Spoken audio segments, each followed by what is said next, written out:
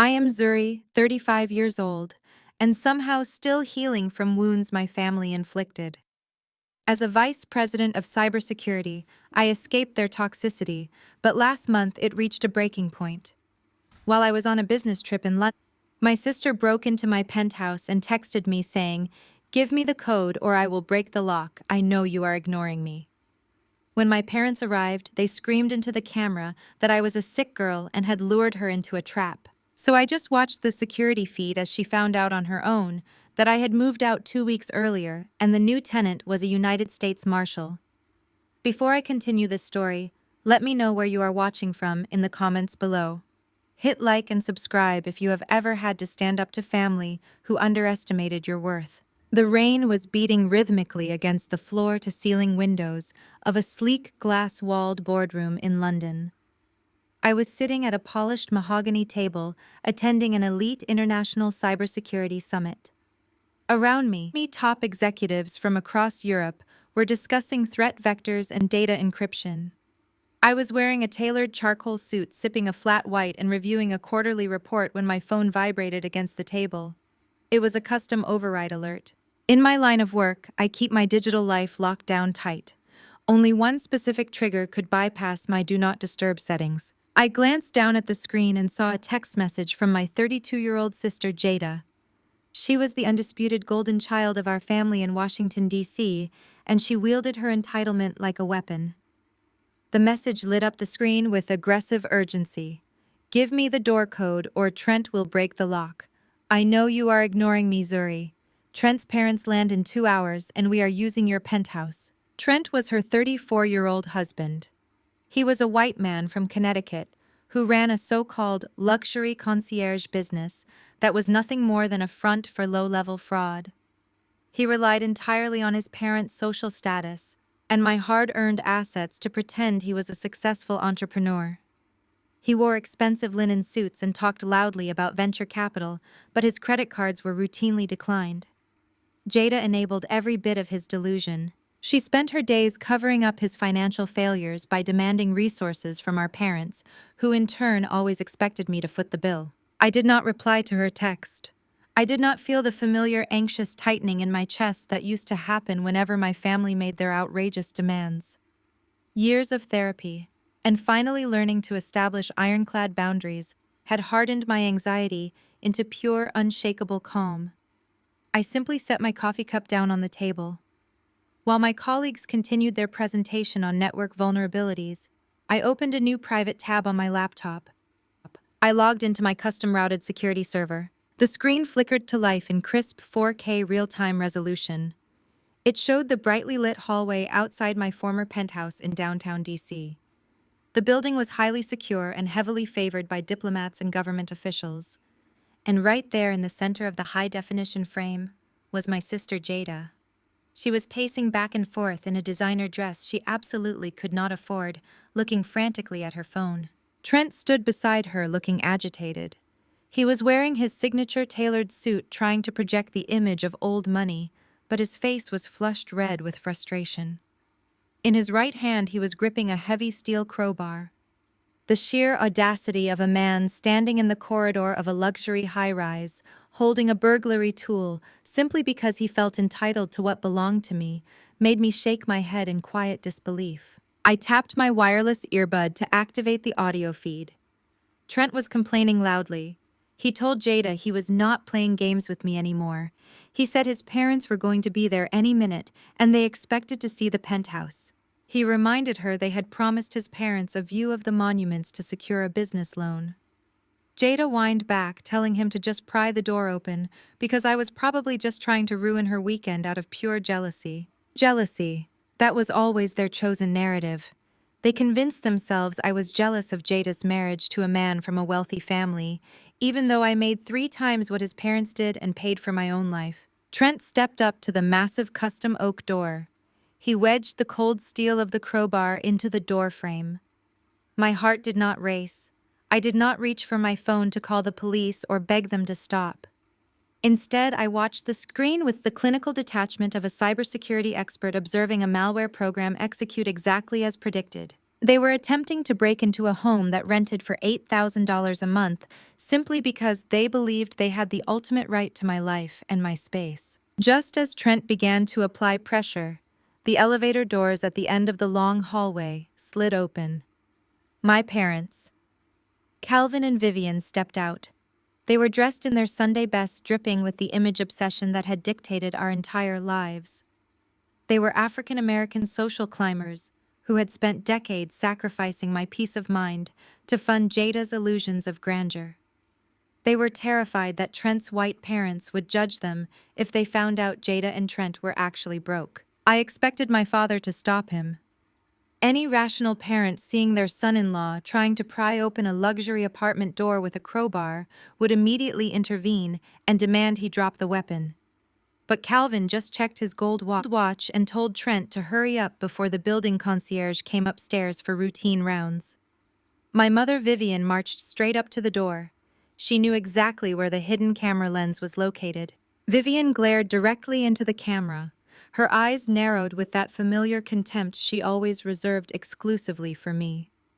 "Zuri," she yelled, her voice echoing sharply through my earbud. "Zuri, you sick girl, stop being selfish and give your sister the code. You lured her into a trap just to humiliate her in front of her in-laws. You are incredibly petty for making us stand out here in the hallway like common criminals." I took another slow sip of my flat white. The irony of her words washed over me. I did not lure anyone into a trap. I simply removed myself from their endless cycle of financial and emotional abuse. 2 weeks prior, I had quietly broken my lease. I packed up my entire life in the dead of night and bought a stunning hidden townhome across the river in Alexandria. I left that penthouse completely spotless, scrubbed my name from the lease, and walked away. Jada had assumed I simply folded to her demands to use my home for the week to impress her in-laws. She assumed I left the door unlocked for her the way the compliant scapegoat is always supposed to do. She never considered that I would actually cut them off. And because of the building's high security status, the property manager had immediately leased the unit to a federal government agency. On the screen, Trent grunted and leaned his entire body weight onto the crowbar. The metal scraped harshly against the heavy wood. My mother was still yelling into the lens, demanding I apologize to Jada for ruining the family image. And then the unexpected happened. The heavy oak door did not break open from Trent's force. It abruptly swung inward from the inside. The sudden movement threw Trent completely off balance, and he stumbled forward into the entryway, crowbar still in hand. The hallway fell completely silent. Filling the doorway was the new tenant. He was a towering, broad-shouldered African-American man, wearing tactical cargo pants and a dark fitted shirt. A federal badge gleamed brilliantly against his chest. It was Deputy Sterling, a United States Marshal. His stance was relaxed, but undeniably lethal. His right hand rested casually on the duty weapon holstered at his hip. He looked down at Trent. Then he looked at the crowbar in Trent's hand. Finally, his piercing gaze swept over Jada and my parents, who were frozen in absolute terror. The color drained from Trent's face entirely. The arrogant smirk that usually shielded him instantly evaporated under the cold, hard stare of federal authority. I watched my sister take a terrified step backward, her designer heels clicking nervously against the polished floor. My mother covered her mouth with her trembling hand. The absolute silence on the audio feed was the most beautiful sound I had heard in my entire 35 years of existence. I let out a soft exhale, smiled to myself, and quietly closed my laptop. The summit in London was about to resume, but the real reckoning for my family had just begun. While I was sitting in a London boardroom on a business trip, I watched a live security feed of my sister's husband taking a steel crowbar to my penthouse door. My phone lit up with a text from her demanding the entry code, followed by my mother screaming into the camera that I was a sick, selfish girl setting a trap for the family. They thought they could bully me into giving up my home to impress their wealthy in-laws. They had no idea I had quietly moved out 2 weeks prior. So I simply took a sip of my coffee and smiled as the heavy oak door swung open from the inside, revealing the new tenant, a heavily armed United States Marshal. Before I continue this story, let me know where you are watching from in the comments below. Hit like and subscribe if you have ever had to stand up to toxic family members who thought they could walk all over you. I am Zuri, 35 years old, and a vice president of cybersecurity at a top financial firm in Washington, D.C. For years, I survived my family and their relentless entitlement by keeping my distance. But last month, they finally crossed a line that forced me to completely erase my existence from their lives. The rain was beating rhythmically against the floor-to-ceiling windows of a sleek, glass-walled boardroom in London. I was sitting at a polished mahogany table attending an elite international cybersecurity summit. Around me, top executives from across Europe were discussing threat vectors and data encryption. I was wearing a tailored charcoal suit, sipping a flat white, and reviewing a quarterly report when my phone vibrated against the table. It was a custom override alert. In my line of work, I keep my digital life locked down tight. Only one specific trigger could bypass my Do Not Disturb settings. I glanced down at the screen and saw a text message from my 32-year-old sister, Jada. She was the undisputed golden child of our family, and she wielded her entitlement like a weapon. The message lit up the screen with aggressive urgency. "Give me the door code or Trent will break the lock. I know you are ignoring me, Zuri. Trent's parents land in 2 hours and we are using your penthouse." Trent was her 34-year-old husband. He was a white man from Connecticut who ran a so-called luxury concierge business that was nothing more than a front for low-level fraud. He relied entirely on his parents' social status and my hard-earned assets to pretend he was a successful entrepreneur. He wore expensive linen suits and talked loudly about venture capital, but his credit cards were routinely declined. Jada enabled every bit of his delusion. She spent her days covering up his financial failures by demanding resources from our parents, Calvin and Vivian, who in turn always expected me to foot the bill. I did not reply to her text. I did not feel the familiar anxious tightening in my chest that used to happen whenever my family made their outrageous demands. Years of therapy, and finally learning to establish ironclad boundaries, had hardened my anxiety into pure, unshakable calm.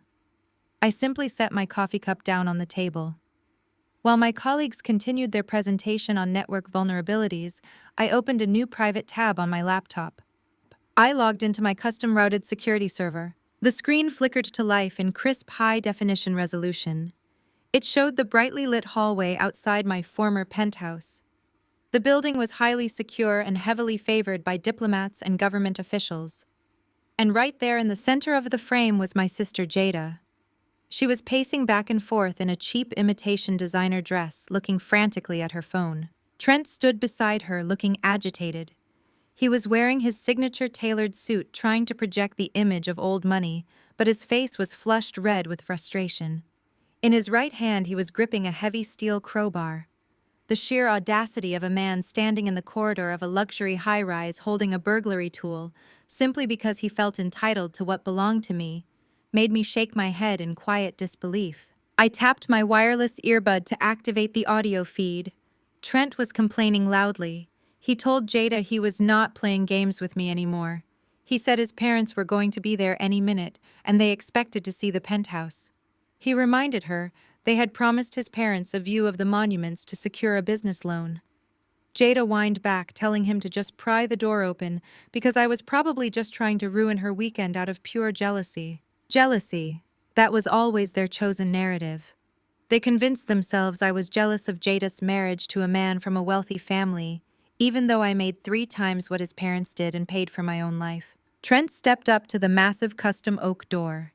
He wedged the cold steel of the crowbar into the door frame. My heart did not race. I did not reach for my phone to call the police or beg them to stop. Instead, I watched the screen with the clinical detachment of a cybersecurity expert, observing a malware program execute exactly as predicted. They were attempting to break into a home that rented for $8,000 a month, simply because they believed they had the ultimate right to my life and my space. Just as Trent began to apply pressure, the elevator doors at the end of the long hallway slid open. My parents, Calvin and Vivian, stepped out. They were dressed in their Sunday best, dripping with the image obsession that had dictated our entire lives. They were social climbers who had spent decades sacrificing my peace of mind to fund Jada's illusions of grandeur. They were terrified that Trent's white parents would judge them if they found out Jada and Trent were actually broke. I expected my father to stop him. Any rational parent seeing their son-in-law trying to pry open a luxury apartment door with a crowbar would immediately intervene and demand he drop the weapon.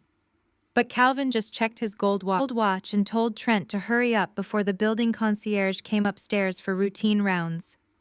My mother Vivian marched straight up to the door. She knew exactly where the hidden camera lens was located. Vivian glared directly into the camera. Her eyes narrowed with that familiar contempt she always reserved exclusively for me. "Zuri," she yelled, her voice echoing sharply through my earbud. "Zuri, you sick girl, stop being selfish and give your sister the code. You lured her into a trap just to humiliate her in front of her in-laws. You are incredibly petty for making us stand out here in the hallway like common criminals." I took another slow sip of my flat white. The irony of her words washed over me. I did not lure anyone into a trap. I simply removed myself from their endless cycle of financial and emotional abuse. 2 weeks prior, I had quietly broken my lease. I packed up my entire life in the dead of night and bought a stunning hidden townhome across the river in Alexandria. I left that penthouse completely spotless, scrubbed my name from the lease, and walked away. Jada had assumed I simply folded to her demands to use my home for the week to impress her in-laws. She assumed I left the door unlocked for her the way the compliant scapegoat is always supposed to do. She never considered that I would actually cut them off. And because of the building's high security status, the property manager had immediately leased the unit to a federal government agency. On the screen, Trent grunted and leaned his entire body weight onto the crowbar. The metal scraped harshly against the heavy wood. My mother was still yelling into the lens, demanding I apologize to Jada for ruining the family image. And then the unexpected happened. The heavy oak door did not break open from Trent's force. It abruptly swung inward from the inside. The sudden movement threw Trent completely off balance, and he stumbled forward into the entryway, crowbar still in hand. The hallway fell completely silent. Filling the doorway was the new tenant.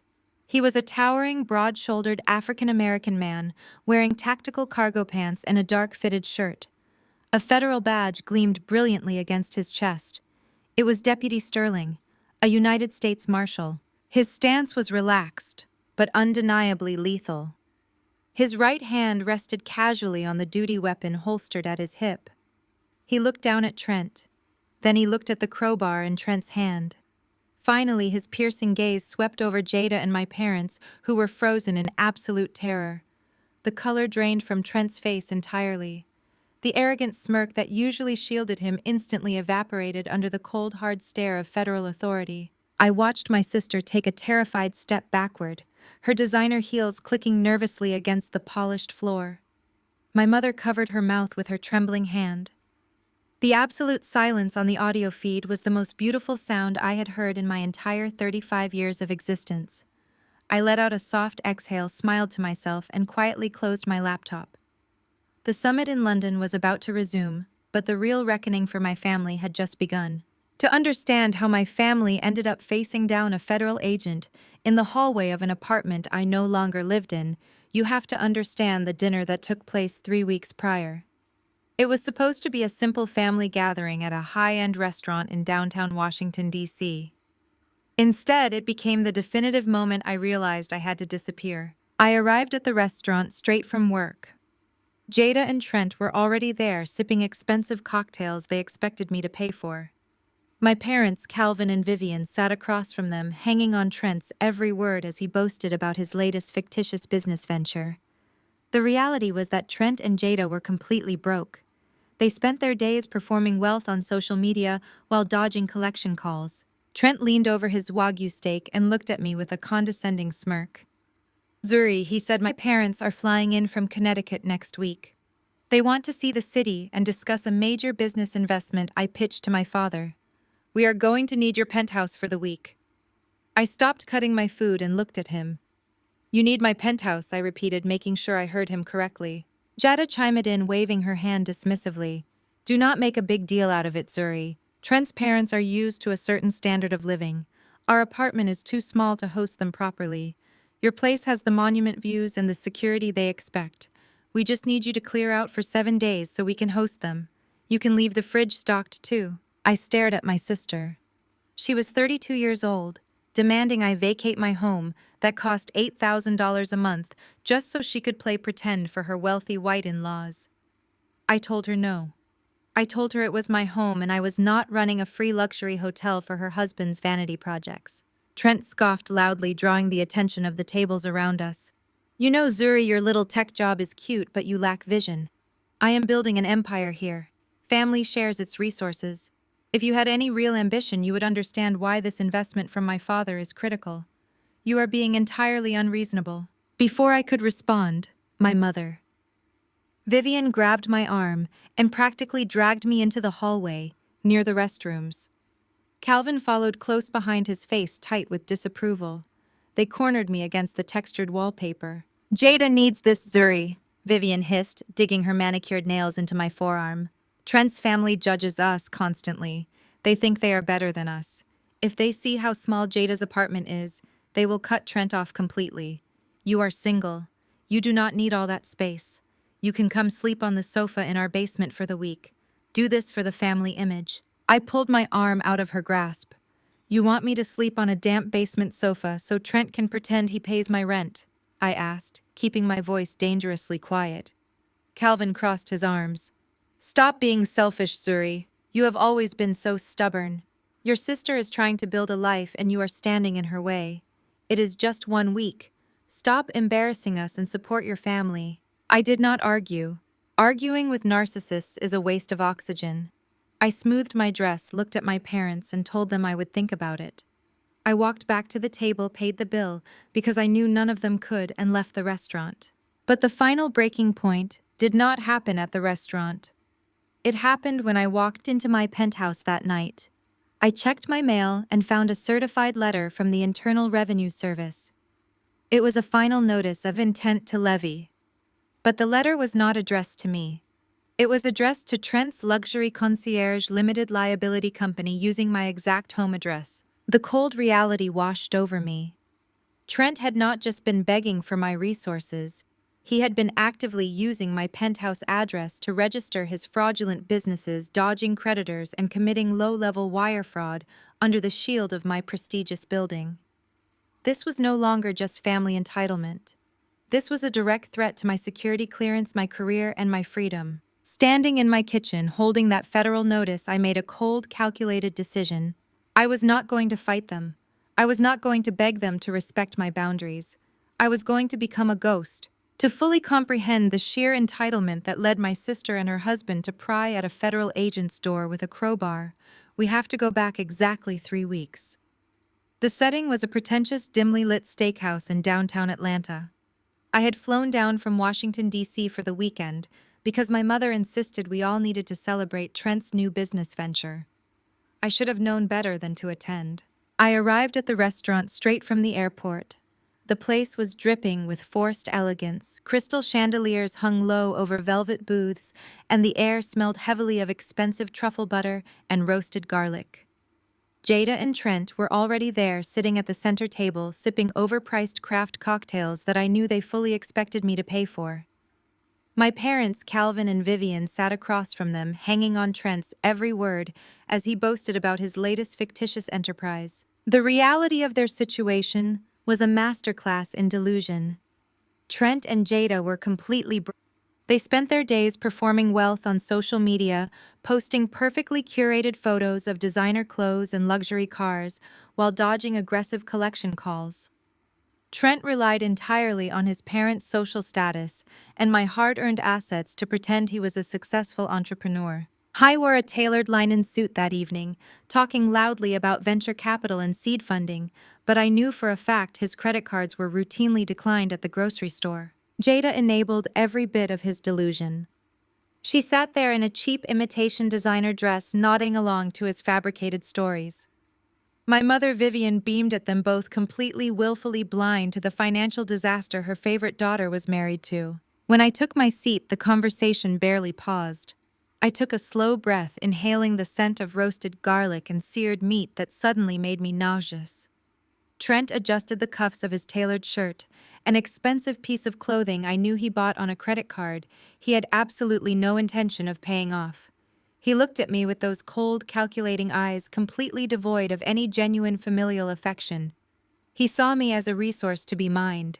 Jada, on the other hand, saw me as an obstacle to her fantasy life. My mother. Vivian leaned forward, her diamond earrings catching the dim restaurant light. She lowered her voice, trying to sound maternal, but failing to hide the absolute demand beneath her words. She told me I knew Trent's parents were influential people in Connecticut, who moved in circles that could open doors for all of us. If Trent secured this investment, Jada would finally have the security she deserved. She pointed out that I was a single woman living in a massive penthouse and did not need 3 bedrooms and a private rooftop terrace. She demanded I let them borrow the space, calling it a simple favor. A simple favor, I repeated. You want me to pack up my belongings, vacate my home, and hand over my keys so Trent can lie to his parents about his financial standing? Calvin slammed his hand on the table, making the silverware rattle. He told me to stop being difficult. He said I had always been this way, always hoarding my success, always looking down on my sister because she chose a different path. He reminded me she was married now and had obligations I did not understand. I do understand, I countered, my voice rising just enough to cut through his bluster. I understand that Trent refuses to get a real job. I understand that Jada spends her days shopping and complaining about her lack of funds. I understand that both of you consistently raid your own retirement accounts to bail them out. But my assets are off limits. My penthouse is my sanctuary. I am the vice president of cybersecurity for a major firm. I work with highly classified data from my home office. I cannot and will not hand over my keys to anyone, let alone someone who plans to use my property for fraudulent posturing. Trent sneered, leaning back in his velvet chair. He crossed his arms over his chest, his face twisting into a mask of pure entitlement. You know, Zuri, your little tech job is cute, but you lack vision. You are a corporate drone trading your time for a paycheck. I am building an empire here. A global luxury concierge service that will disrupt the entire hospitality industry. My father just needs to see that I am operating at a certain level before he writes the check. Family shares its resources. If you had any real ambition, you would understand why this investment is critical. You are being entirely unreasonable and, quite frankly, very selfish. The sheer audacity of a broke man mocking my career while simultaneously begging to use the fruits of my labor was staggering. I felt the familiar heat of anger rising in my chest, but years of corporate negotiations had taught me how to keep my face perfectly neutral. Trent, I said, keeping my voice low and steady, your empire is a fraud. You have no clients, you have no revenue, and you certainly have no right to demand access to my property to secure a loan from your father under false pretenses. If your parents want to see how you live, you should show them your actual apartment. If they are the brilliant business minds you claim they are, they will respect you more for being honest than for pretending to own a luxury penthouse in Washington, D.C. My mother gasped, clutching her pearl necklace as if I had just struck her across the face. Zuri, Vivian hissed, her voice trembling with indignation. How dare you speak to your brother-in-law that way? He is family. He is trying to build a future for your sister, and you are sitting there tearing him down because you are miserable and alone. And Calvin, my father, nodded in agreement, pointing a stern finger at me. Your mother is right. You have always been so stubborn and jealous of your sister. Jada is trying to build a life and you are standing in her way. It is just 1 week. Stop embarrassing us and support your family. I looked around the table at the 4 of them. They were united in their delusion, entirely convinced that my purpose in life was to serve as a stepping stone for Jada's happiness.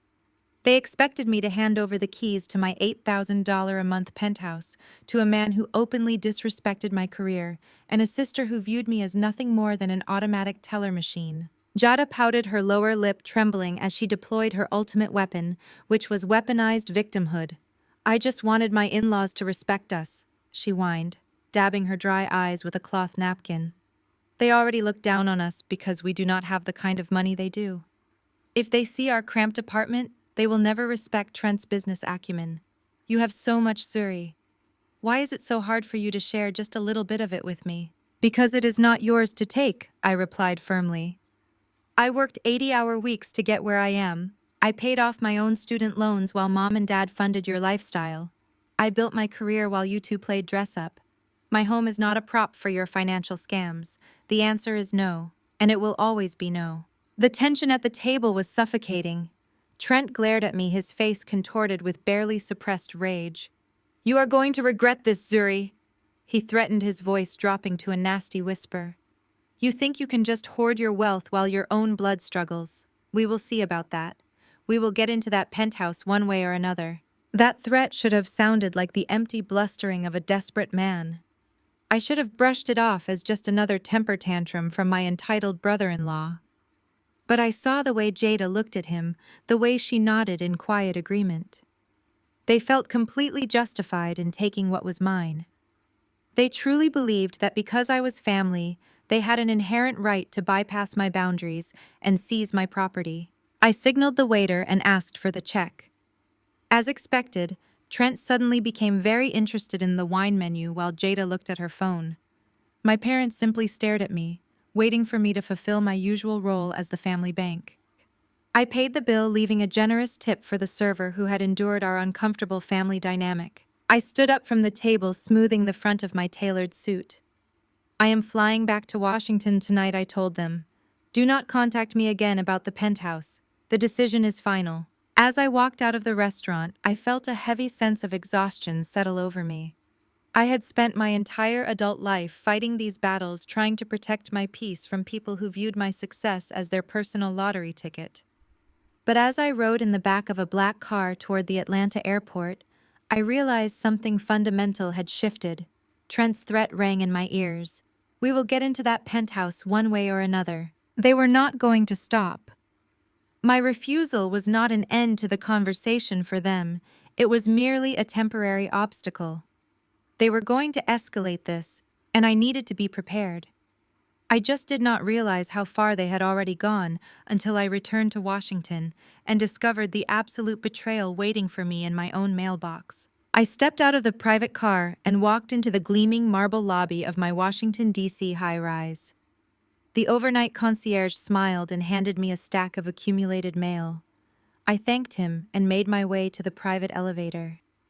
The exhaustion of the weekend was heavy in my bones, but my mind was still racing from the dinner in Atlanta.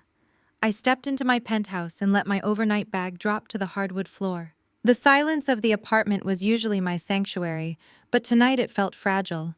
I sifted through the stack of mail, tossing catalogs and junk aside, until a stark white envelope caught my attention. It bore the official seal of the Internal Revenue Service. It was stamped with a final notice of intent to levy warning in bold red letters. My heart skipped a beat until I read the recipient name. It was not addressed to me. The letter was addressed to Apex Luxury Concierge Limited Liability Company. I stared at the envelope. That was Trent's fabricated business, the very same company he had spent the entire dinner bragging about to my parents. The same company he claimed was on the verge of securing massive venture capital funding. Trent had legally registered his fraudulent enterprise using my exact residential address. He was using the prestige of my building to project an image of wealth while simultaneously dodging federal tax authorities. A cold wave of clarity washed over me. This was no longer just a case of an entitled brother-in-law demanding a free place to stay. This was identity theft by association. I did not take off my coat. I walked straight to my home office and booted up my secure workstation. As a cybersecurity executive, I have access to databases and search tools that the average person does not even know exist. I cracked my knuckles and went to work. I ran a deep forensic trace on Trent's name and his associated business entities. What I found over the next 2 hours made my blood run completely cold. Apex Luxury Concierge was just the tip of the iceberg. Trent had registered 3 different limited liability companies to my penthouse address over the last 14 months. I had been using my home as a corporate shield. I pulled the public state registry files and cross-referenced them with financial databases. Trent was drowning in debt. He had multiple judgments against him for unpaid vendor invoices. He had been taking deposits from wealthy clients for luxury vacation packages and private jet charters, and then simply pocketing the money. When the clients demanded refunds or threatened lawsuits, he would dissolve the company and start a new one. And he was routing all the legal threats, all the collection notices, and all the federal warnings to my address. My hands gripped the edge of my mahogany desk. As a vice president at a major financial firm dealing with national security protocols, I hold a high-level security clearance. My background is subjected to rigorous federal audits every single year. Having a known fraudster running criminal enterprises out of my primary residence could trigger a federal investigation into my own finances. It could result in the immediate revocation of my security clearance. Trent was not just playing dress-up anymore. His desperation was actively jeopardizing the career I had spent 15 years building. I leaned back in my chair and thought about my parents, Calvin and Vivian. I thought about how my mother had dug her nails into my arm in that restaurant hallway, demanding I sleep on a damp basement sofa so Trent could use my home. They were so blinded by their obsession with social status and their desire to impress Trent's white parents that they were actively enabling a criminal. Jada knew exactly what she was doing. She wanted my apartment for a week, not just to show off, but to intercept the mounting pile of legal notices that Trent's businesses were generating. They needed physical access to my mailbox to hide their crimes. A weaker woman might have picked up the phone right then. A woman who still believed in the myth of family loyalty might have called her parents screaming and crying about the betrayal. I might have demanded Trent change the address and threatened to call the police. But confronting a narcissist only gives them the opportunity to gaslight you. If I told my mother about the fraud, she would have blamed me. She would have told me I was overreacting and that I should just let Trent use the address to get back on his feet. They would have spun a narrative where I was the villain for not supporting my sister. I was done playing their game. I did not shed a single tear. I picked up my phone and opened my text messages. I navigated to the family group chat, where Jada had just sent another passive-aggressive message complaining about my attitude at dinner. I kept my face perfectly neutral as I typed my response. I told her I had a long flight and was very tired, but I would think about letting them use the apartment for the week. I hit send. It was a tactical lie. I needed them to believe they still had leverage over me. I needed them complacent and distracted while I executed my exit strategy. The very next morning, I walked into the property manager's office on the ground floor of my building. I handed him the stack of federal tax notices addressed to Trent's fake companies. I explained the situation calmly and professionally. I told him my brother-in-law had fraudulently registered his businesses to my unit, and that I needed to vacate the premises immediately to protect my security clearance. Because I had been a model tenant for 3 years, and because the building management took fraud very seriously, they were incredibly accommodating. They agreed to let me break my lease without penalty, provided I vacate within 10 days. I had the financial liquidity to move instantly. During my lunch break, I contacted my real estate broker. By that evening, I had signed the closing papers on a magnificent hidden townhome in a quiet historic district of Alexandria, Virginia. It was a stunning property, with exposed brick walls, a private courtyard, and most importantly, a highly secure gated entrance. It was a sanctuary that my family knew absolutely nothing about. I made sure the deed was registered under a blind trust. I was completely erasing my digital and physical footprint. I hired a premium white glove moving service. I paid them triple their usual rate to pack and move my entire life between the hours of midnight and 4 in the morning. I did not want any of my neighbors asking questions. Over the course of 3 nights, my beautiful penthouse was systematically emptied. Every piece of art, every custom furniture piece, every trace of my existence was carefully wrapped and transported across the river to my new fortress in Alexandria. On the final night, I stood in the center of the echoing, empty penthouse. The moonlight spilled across the bare hardwood floors. The apartment was absolutely spotless. I had hired professional cleaners to scrub every surface until it shined. But I left exactly one thing behind. I walked over to the gleaming marble kitchen island. I took the thick stack of final notices, collection letters, and federal tax warnings addressed to Trent's fraudulent companies. I arranged them in a perfectly neat pile right in the center of the counter. It was a parting gift. I handed my keys to the property manager the next morning. I knew exactly what was going to happen next. I had timed my extraction perfectly. I was scheduled to fly to London for my cybersecurity summit the following week. Jada and Trent were planning to drive up from Atlanta to ambush me at the penthouse, assuming I would eventually cave to their demands. I was leaving them an empty stage to perform their final act. They thought they were manipulating a compliant daughter. They had no idea they were walking blindly into a fully operational federal trap. I stood in the foyer of my penthouse holding the heavy linen envelope. The red ink of the Internal Revenue Service final notice glared back at me. It was not addressed to me. It was addressed to Apex Luxury Concierge Limited Liability Company. That was the fabricated business Trent had spent the entire evening bragging about at the restaurant in Atlanta. The sheer audacity of it sent a physical chill down my spine. He had legally registered a fraudulent enterprise using my exact residential address. I did not panic. Panic is an emotion reserved for people who do not know how to mitigate a threat. I am the vice president of cybersecurity at one of the most powerful financial firms in Washington, D.C. I hunt digital ghosts for a living. I walked past my kitchen island, dropped my coat onto a chair, and went straight into my home office.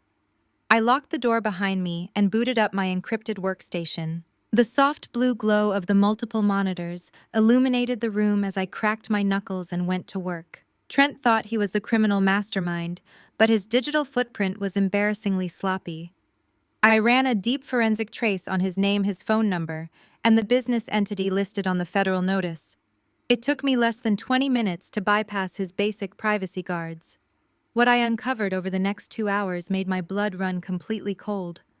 Apex Luxury Concierge was just the tip of the iceberg. Trent had registered 3 different shell companies to my penthouse address over the last 14 months. I pulled the public state registry files and cross-referenced them with financial databases I had access to.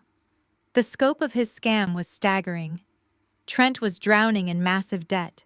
He had multiple judgments against him for unpaid vendor invoices across 2 different states. His business model was nothing but high-end wire fraud. He had been taking massive cash deposits from wealthy clients, promising them exclusive luxury vacation packages, private jet charters, and sold-out event tickets. He would take their money, transfer it immediately into hidden accounts, and then use those stolen funds to finance Jada's designer wardrobe, her expensive dinners, and the luxury cars they leased to maintain their fake wealthy image on social media. When the clients inevitably realized they had been scammed and demanded refunds or threatened lawsuits, Trent would simply dissolve the company, ignore the calls, and start a brand new entity. And he was routing all the legal threats, all the collection notices, and all the federal warnings directly to my secure mailbox. I leaned back in my ergonomic chair and stared at the lines of data scrolling across my screen. My hands gripped the armrests so tightly my knuckles ached. As an executive dealing with national security protocols, I hold a top-tier federal security clearance. My personal and financial background is subjected to rigorous federal audits every single year. Having a known fraudster running criminal enterprises out of my primary residence was not just a familial annoyance. It was a catastrophic liability. It could easily trigger a federal investigation into my own finances. It could result in the immediate revocation of my security clearance and federal prosecution by association. Trent was actively jeopardizing the career I had spent 15 brutal years building as an African American woman in a white male-dominated industry. I had to work 3 times as hard to earn my position and my clearance. And he was risking my freedom just to buy my sister expensive handbags and pretend he was a successful businessman. Suddenly, the horrific dinner in Atlanta made perfect sense. I thought about my mother Vivian digging her manicured nails into my arm in the restaurant hallway. She had demanded I sleep on a damp, lumpy sofa in their basement so Jada could have my home for a week. They did not just want to use my penthouse to impress Trent's wealthy white parents from Connecticut. They needed physical access to my apartment. Jada knew exactly what she was doing. They needed to intercept the mounting pile of legal notices and federal warnings that Trent's businesses were generating. They needed to empty my mailbox before I discovered the truth. My own parents were so blinded by their obsession with social climbing that they were willing to use me as a human shield for a criminal. Calvin and Vivian had always worshipped Trent's proximity to whiteness and perceived generational wealth. They constantly sacrificed my peace of mind to fund Jada's illusions of grandeur because they believed her marriage elevated our family status. They viewed my hard-earned stability as nothing more than collateral damage in their desperate quest to maintain a ridiculous social facade. A weaker woman might have picked up the phone right then. A woman who still believed in the myth of family loyalty might have called her parents screaming and crying about the profound betrayal. I might have called Jada and demanded Trent change the address immediately. I might have threatened to call the police and expose them all. But my professional training kicked in. Confronting a narcissist only gives them the opportunity to gaslight you and destroy evidence. If I told my mother about the fraud, she would have blamed me. She would have told me I was overreacting and that I should just let Trent use the address to get back on his feet because family helps family. They would have spun a narrative where I was the villain for not supporting my sister in her time of need.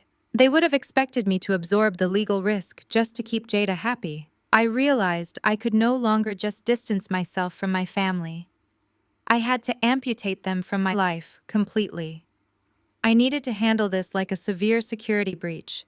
You do not negotiate with malicious software. You contain it. You quarantine it. You eliminate it from your system permanently. I needed time to execute a flawless exit strategy without raising their suspicions. I needed them to believe they still had the upper hand, so they would not panic and try to cover their tracks before I could secure my own safety. I pulled my phone out of my pocket. I opened the family group chat.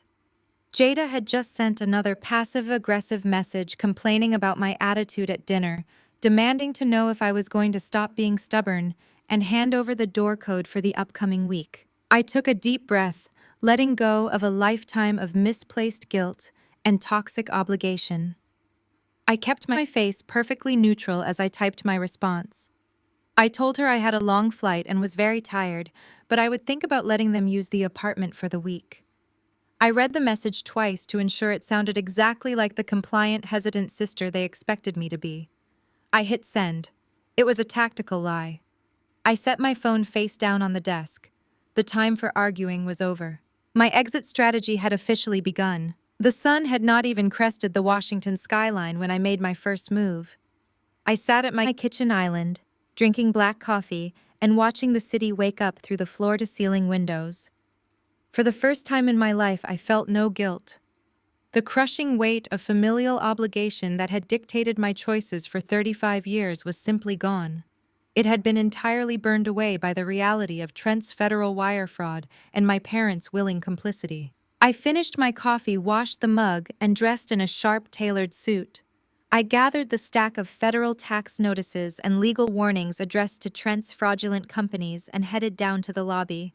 The property manager for my penthouse building was a meticulous man who took the security of his high-profile tenants very seriously. I walked into his office and closed the glass door behind me. I did not waste time with pleasantries or emotional explanations. I placed the stack of federal envelopes on his desk and explained the situation with clinical precision.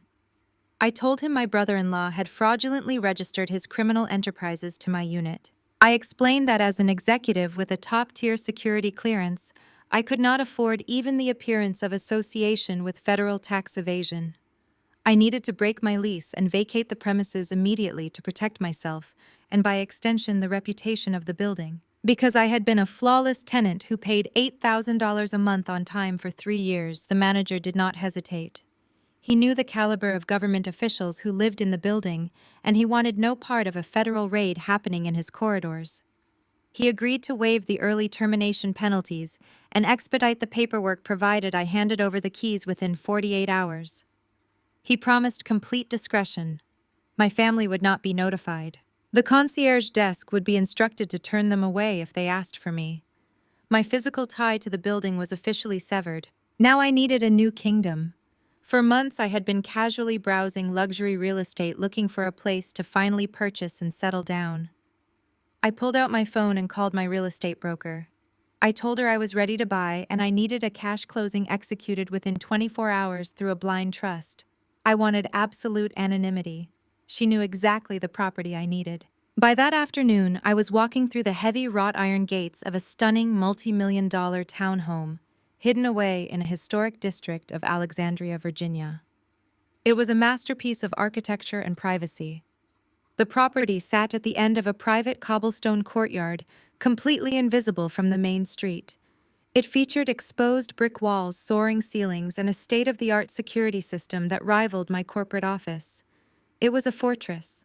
More importantly, it was a sanctuary that my parents, Calvin and Vivian, knew absolutely nothing about. They could not show up unannounced to demand money. Jada could not drop by to complain about her life. Trent could not use the zip code to scam wealthy investors. I wired the funds from my private accounts and the keys were in my hand by sunset. With my new home secured, the extraction phase began.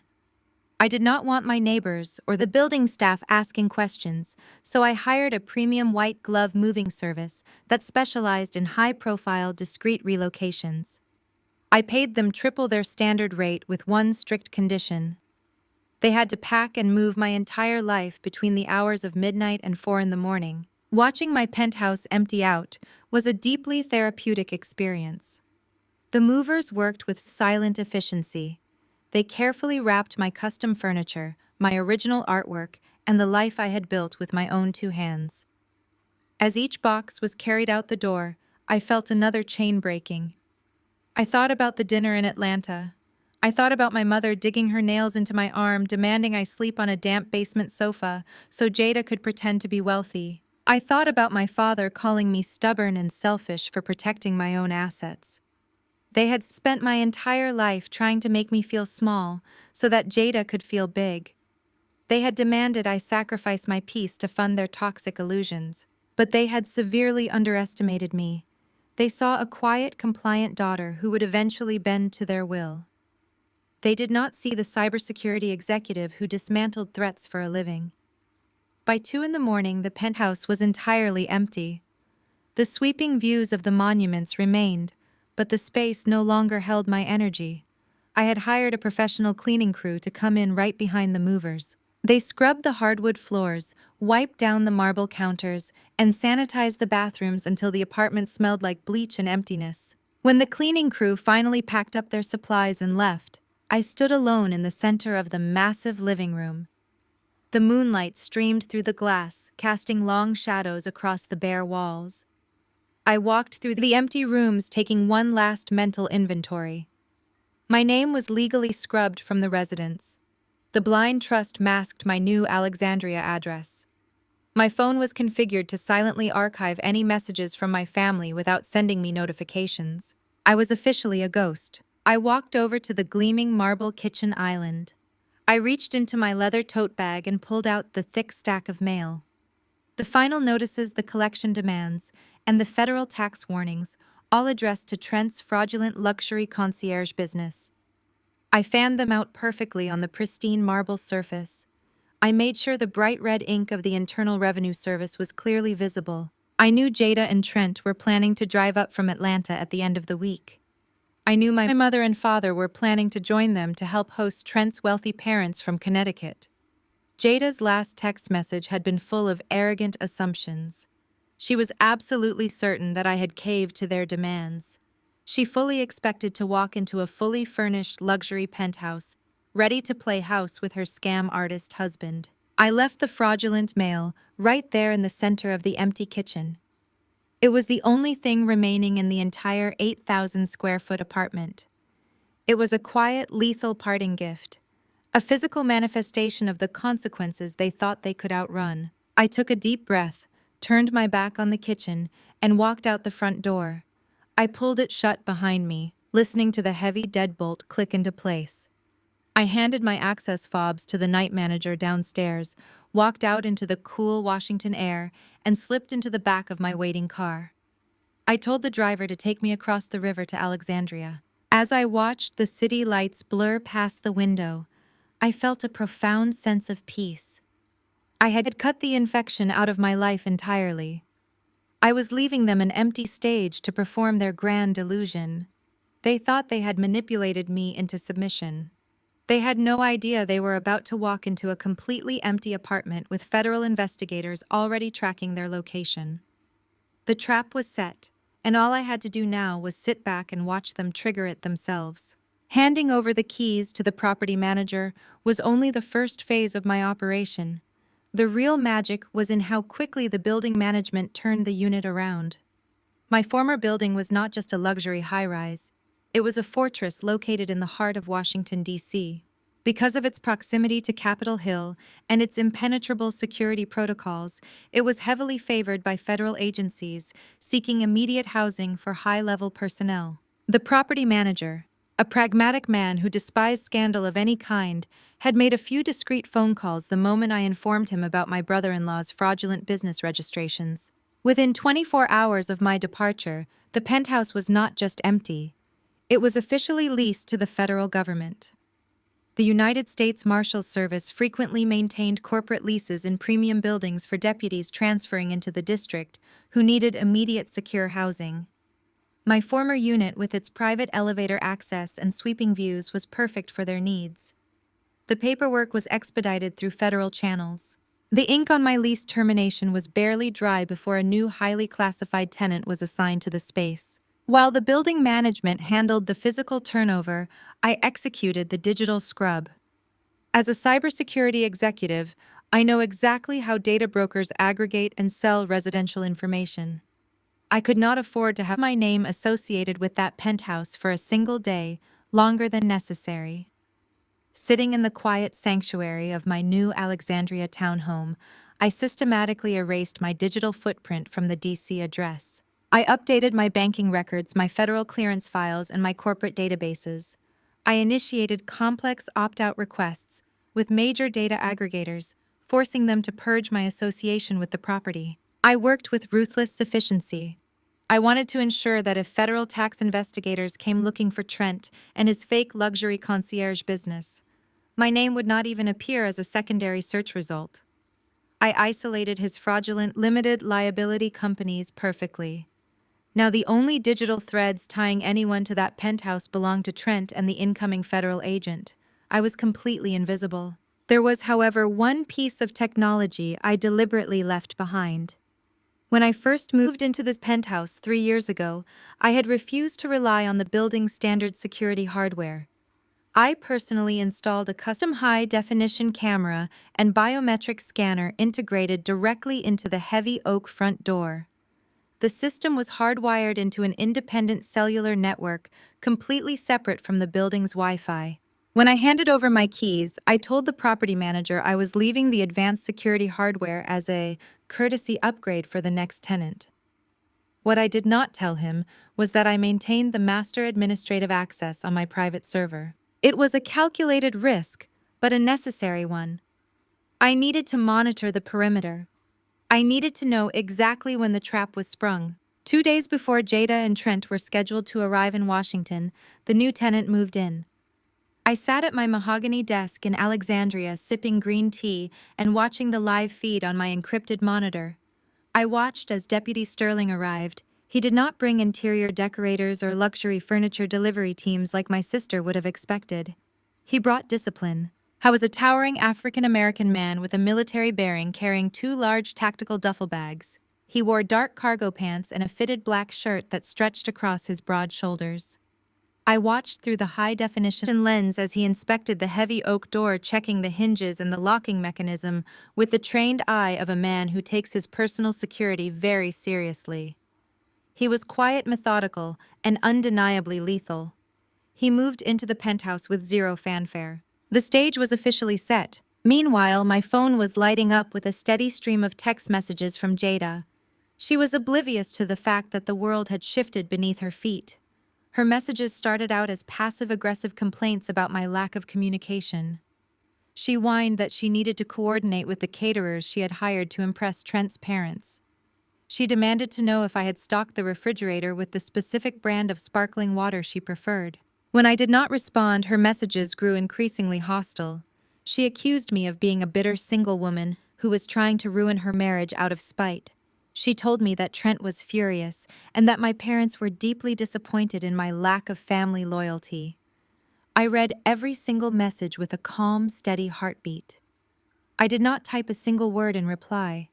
I let her entitlement fuel her ignorance. My parents, Calvin and Vivian, joined the digital assault by Thursday evening.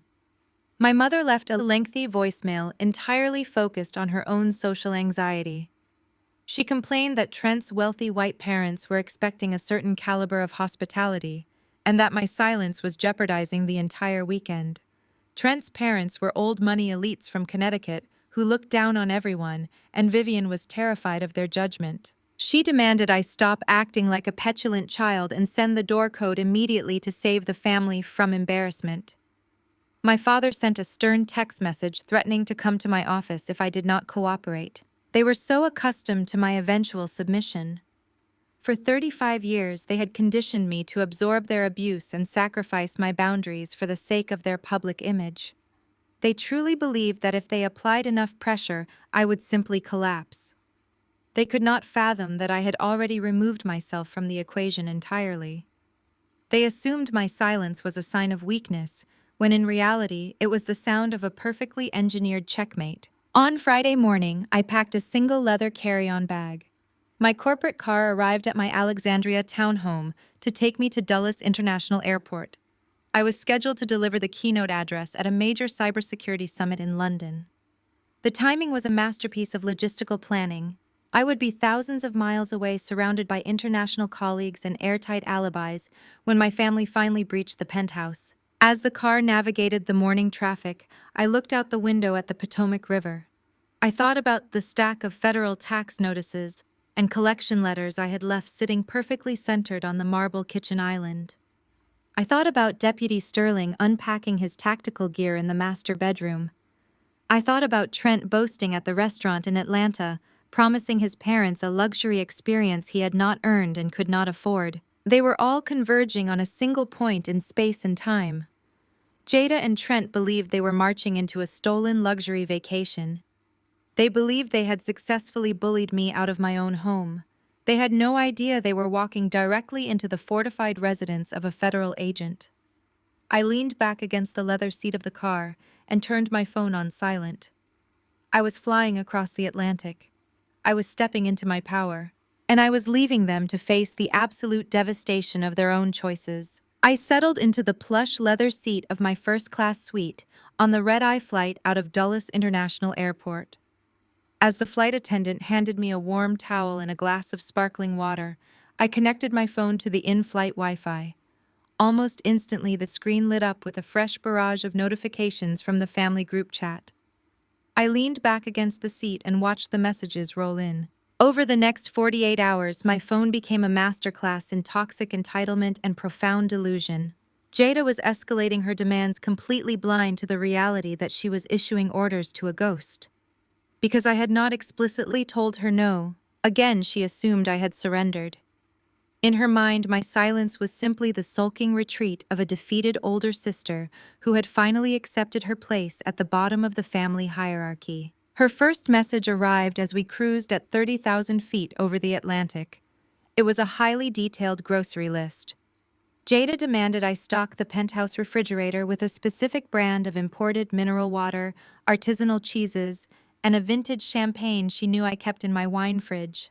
She explicitly told me to make sure the guest bathroom was scrubbed spotless because Trent's mother was incredibly particular about hygiene. She even had the audacity to remind me to leave fresh orchids on the kitchen island because Trent's parents expected a certain level of hospitality when they arrived from Connecticut. I read the text and took a slow sip of my water.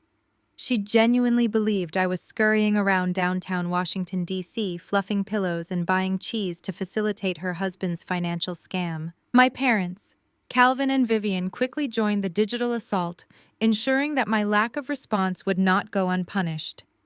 Vivian sent a lengthy text message dripping with her usual status-obsessed anxiety.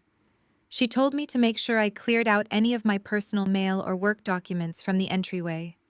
She said Trent's father was a very shrewd businessman, and if he saw my name on anything, it might confuse him about who actually owned the penthouse. Vivian was actively instructing me to erase my own existence from my own home so her white son-in-law could comfortably steal my identity for the weekend. Calvin followed up with a sharp patriarchal command.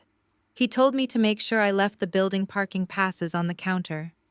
He said he and Vivian were driving up from Atlanta to help host the dinner, and he did not want to deal with the hassle of finding street parking. He ended the message by telling me I was doing a good thing for the family and that I should enjoy my week on their basement sofa. In the world of cybersecurity, we have a concept called a honeypot. It is a decoy system designed to look incredibly valuable and completely vulnerable. You set the trap, and then you step back. You allow the malicious actors to infiltrate the fake system. You let them expend all their energy and resources attacking an illusion while you safely monitor their behavior from behind an encrypted firewall.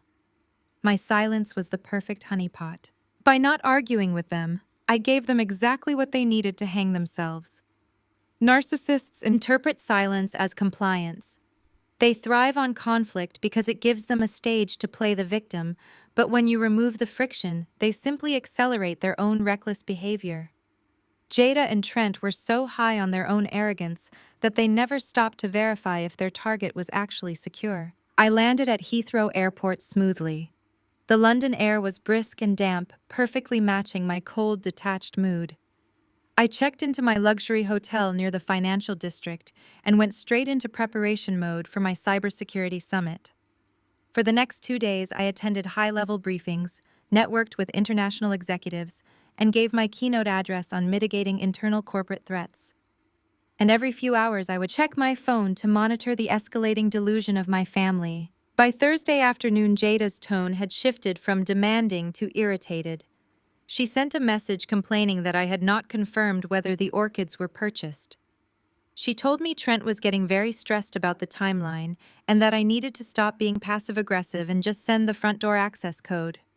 She reminded me that Trent's parents were expecting a monument view and that I was putting her marriage in jeopardy by acting so difficult. I did not type a single word in reply. I went out for a lovely dinner in Mayfair with a few colleagues and enjoyed a perfectly seared steak. By Thursday night, Washington, D.C. time, the panic began to set in for them. Vivian left a frantic voicemail. Her voice was shrill and tight with anxiety. She demanded I call her back immediately. She said they were packing the car in Atlanta, and Trent was threatening to cancel the entire weekend if I did not confirm the arrangements. She called me selfish, petty, and completely ungrateful for the sacrifices she had made raising me. She said if I ruined this investment opportunity for Trent, I would be dead to the family. I listened to the voicemail while soaking in a deep marble bathtub in my London hotel room. I smiled and deleted the audio file. I was already dead to them. I had been dead to them the moment they decided my life was nothing more than currency to purchase Jada's happiness. Friday morning finally arrived. It was the day of their grand invasion. Due to the time it was mid-afternoon in London, while Washington, D.C. was just starting its morning rush hour. I was sitting in a sleek glass-walled boardroom at the summit. The rain was beating rhythmically against the floor-to-ceiling windows. I was wearing a tailored charcoal suit, sipping a flat white coffee, and reviewing a quarterly report when my phone vibrated aggressively against the polished mahogany table. It was the final notification. The final warning before the trap officially sprang shut. I glanced down at the screen. The text message from Jada lit up the display with pure, unhinged hostility. Give me the door code or Trent will break the lock. I know you are ignoring me, Suri. Trent's parents land in 2 hours and we are using your penthouse. They were actually going to do it. They were so blinded by their desperation to maintain a fraudulent image of wealth that they were willing to commit forced entry into a highly secure building in broad daylight.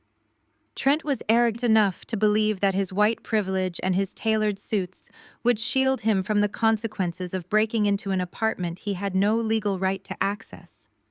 Jada was entitled enough to believe that because we shared genetics, she was immune to the law. And my parents were foolish enough to stand by and watch it happen. I did not reply to her text. I did not feel a single ounce of fear or hesitation. The anxious tightening in my chest that used to govern my life was completely gone. I set my coffee cup down on the table with deliberate slowness. While my colleagues continued their presentation on network vulnerabilities at the front of the boardroom, I opened a new private tab on my laptop. I typed in the credentials for my custom-routed security server.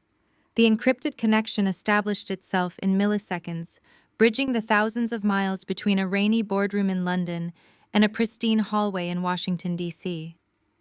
The screen flickered to life in crisp 4K real-time resolution. It showed the brightly lit corridor outside my former penthouse.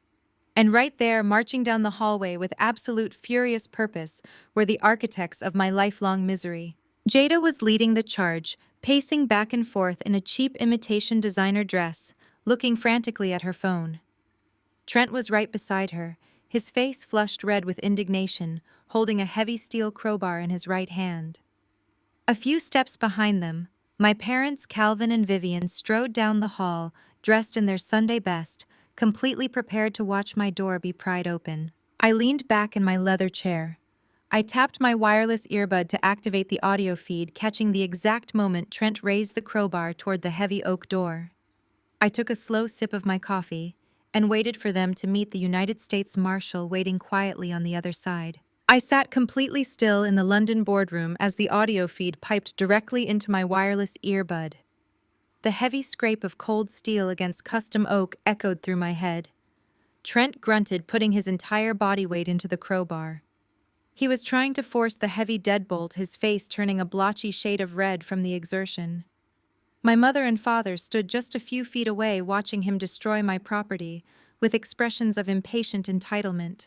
Jada was tapping her foot loudly, visibly annoyed that breaking and entering was taking so long. Then the heavy oak door swung inward. It did not break. It was opened with deliberate, forceful precision from the inside. Trent lost his balance instantly. His momentum carried him forward, and he stumbled over the threshold, nearly dropping the steel crowbar on the hardwood floor. The hallway fell into a stunned, absolute silence. I took a slow, calm sip of my flat white coffee. Standing in the doorway, blocking the entrance completely, was Deputy Sterling. The United States Marshal filled the frame of my security camera. I was a towering, broad-shouldered African-American man wearing tactical cargo pants and a dark-fitted shirt that stretched across his chest. A silver federal badge was clipped to his belt, gleaming right next to his holstered duty weapon. His stance was relaxed, but it radiated a lethal, uncompromising authority. Trent recovered his balance and immediately puffed up his chest. He was a man who had gone through his entire life shielded by his wealthy Connecticut background and his whiteness. He was used to intimidating people. He was used to talking his way out of consequences. He gripped the crowbar tightly and glared up at the marshal. He demanded to know who Sterling was and what he was doing inside his luxury apartment.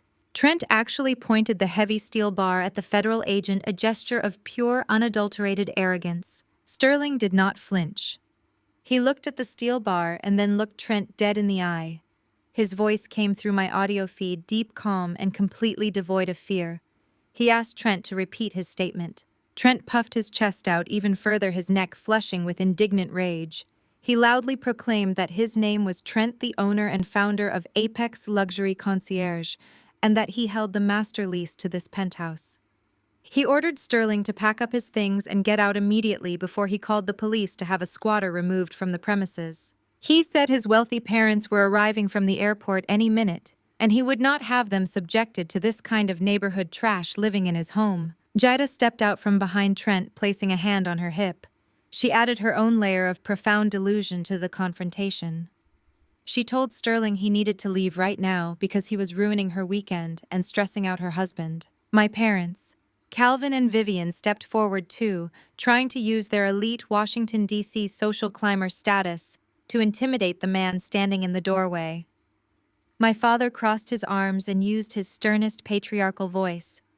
He told Sterling that there had clearly been a massive administrative mistake by the building management, but they were the rightful occupants, and he needed to vacate the premises before things got ugly. My mother chimed in, telling the marshal he was completely out of line and threatening to have him fired from whatever security company he worked for. I watched the muscles in Sterling's jaw clench on the high-definition feed.